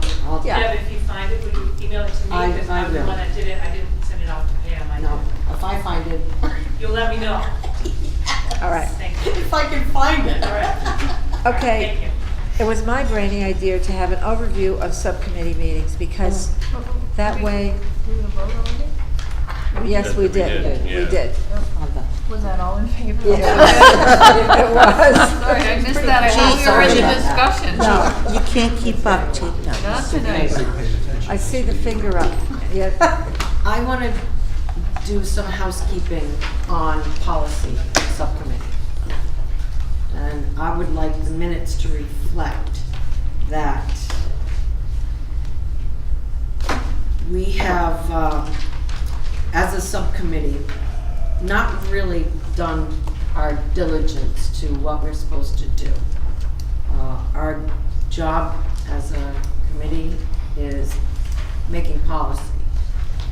And I have here all the policies that we have not looked at, and these are only just a drop in the bucket of what we're supposed to be doing.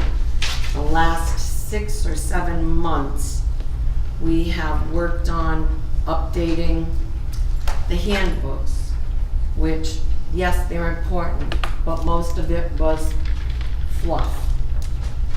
So I'm going to ask that we either stick to an agenda based on what the agenda has on it for policies and work through them diligently, because starting back at 6/14/2016, 12/14/2016, 1/4/2017, 1/18/2017, 2/1/2017, 3/1/2017, 3/29/17, 6/18/27. We have not worked on any policies. So I would like to start working on what we are supposed to be working on, which is policy, review, and doing our jobs. What did you do? The yearbook. I would like to pass this on so you can add that to the minutes. Okay, Bill, would you like to report on policy, or did she pretty well do it? How many meetings did we have? How many meetings did we have? In what, Sounds like in once a a year? month. Yeah, We had them a every couple other times a week, month. Ann has my notes now, so. We had them a couple times a I'm gonna month. scan them and give them back to you next No, week. it's I all have in a the copy at minutes. home. Okay, It's all in the minutes. all right. I would like to have each subcommittee chair tell us what they had done this year in their subcommittee. Just a 2-sentence quickie. All right, so, C&P can you give us a quick run over of what you may have done? So at this point, we have looked at program of studies, we have looked at virtual high school, we have looked at, How many meetings? had 3. Start May, 2 in June. Right, 1 in May, 2 in June. Yeah, I think so too. Another one's coming up. Okay. And there's a few other things that we hashed out too that my memory is actually starting to like garble up. at Sorry? this point. Yeah. After 2 11 o'clock meetings. Okay. And the last day of school. Okay, building and grounds, David? What have we done other than? Trying to get rid of the modular? Yeah, we're, They finally we're found working on this trying to do person. something with the modulars. The major expense is, once we get the structure off the foundation, we can't leave the foundation there. It's big money to deal with it. So it occurred to me since the last meeting that perhaps we could keep those foundations and just put a gable roof over them and make some storage. Maybe the tech school could build them or something. But my memory is $55,000 just to deal with. Stage, yeah. Yeah. We're moving forward with energy audits at the various campuses. We've done a net meter credit purchase agreement, which saves money on the Warwick School, and I found a project I don't know where, someplace in the Eversource, but it's about 1 meg, and it would serve all of the campuses here. The discounting is not as steep as it was a few years ago, but we will save money.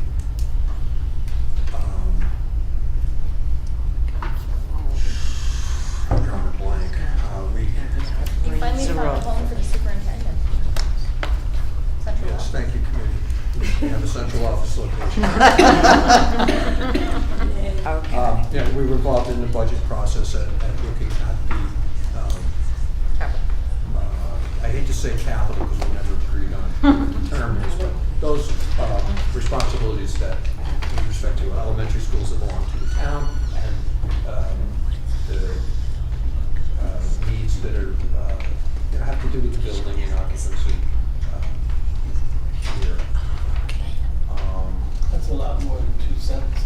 Yeah. I don't know when to shut up. Okay. Okay, budget, we all know where we are and what we've been doing this year, just working on that, and we'll have another meeting. Negotiations have not met this year. That's But correct. next We've had year? 0 meetings, but next year will be the big year. Exactly. We have a nominating subcommittee, but that's basically made up of the chairs of each committee, and that has not met because there's been no need for it. And that takes care of all our subcommittees. Oh, the building and grounds is going to start working more on capital planning, and John missed the meeting, he's on that, so. Jim nominated. Oh, all right. And you seconded it. So, Don't you remember? So when we vote him the new chair, is that what we did while he was gone? yeah, right, when he wasn't there. We have on the screen sheet is the new dates of meetings, but I think we need to change that date. The first one we have of July 13th.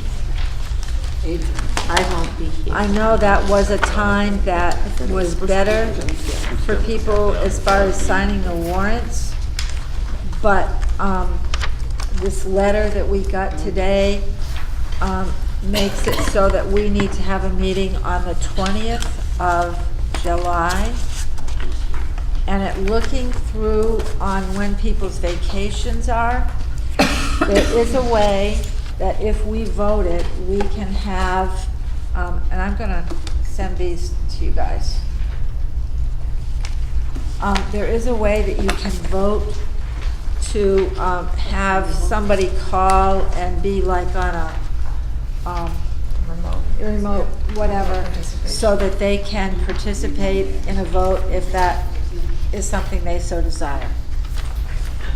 So This that would came- mean we would be calling into the meeting? Right. If that's something you, I think you and Jean, you and Robin are the only two that are gonna be, no, it's not, it's not you. It's, On the 20th, I will be traveling. That's okay, all right. And there'll be 4 other people in the car for me. Okay. With 3 of Say them. that. That won't work for me at all. Okay. I thought I did all 13 of those. You didn't, not everybody got them? I don't have them. Okay. Do you have one, David? I'm willing to share. Okay. You can copy it and put it in my mailbox at town. There you go. So it has to be the 20th? I'll be in Idaho. I know, so that was. So the rules are that you can't make a quorum by counting the person remotely participating. Right. So we would have to have 7 members present in the room. Exactly. And we would have to have voted to permit remote participation. And that has to, and if we do that, we need the vote this evening. I would like to be at the meeting. And the last meeting, we changed it till July 13th, so I booked 2 flights. I wish I had the ability to do that, but we're talking about 3 attorneys. And that was the first date that we could get 3 attorneys Well, together. why don't we have our regular school committee meeting as scheduled and have a meeting with the attorneys where we aren't gonna get much else done at that 20th date? So. Because I don't wanna come to another 4-hour meeting. No. And so I'm gone you're both just weeks, saying so- we want to Yeah, I'm not have this remote available policy in either. place. Well, I'd still have Well- to do this to vote. If anyone wants to vote on the 20th, we need to vote this policy. Oh, if I anyone move wants we to vote adopt the Mount Greylock Yeah, but remote remote participation. participation you have policy. to listen in to With the name change. in order to We vote. make it our own. Without it. Read the whole second thing, I'm not sure. You would have, how could I? Okay, second it. So what are we It's like? pretty boilerplate. All right, what are we doing? we Just have making it possible for us to have. to vote remotely if that's anyone so desires. Okay? So there's been a motion and a second. All those in favor? Aye. Okay. Just because we have the ability to do it Doesn't mean we anyone have to. You have to. exercise it. It's only if you want to. Yeah, it's really a horrible way to. So, It is, and you really would have to have your phone out for the whole conversation, the whole meeting.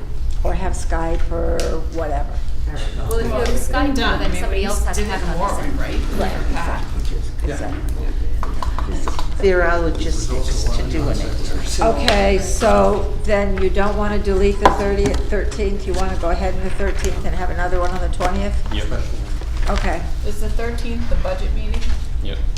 I thought the budget was next week. No. Yeah, that, Probably both. Budget is next Yeah, Wednesday. probably both. yeah. So wait, I'm confused. So June 28th is budget. Right. And program of studies. And what? And have programs of study, Yeah. if there's gonna be any changes, we have to do it. Okay. And July 13th is just a regular meeting. Well, we have no such thing as a regular meeting. Right. But July 13th is School committee meeting. school committee meeting. Okay. And July 20th is with This attorneys. is an executive session. It'll be a total executive session meeting. Executive session. Okay. Second, all those in favor? No executive session.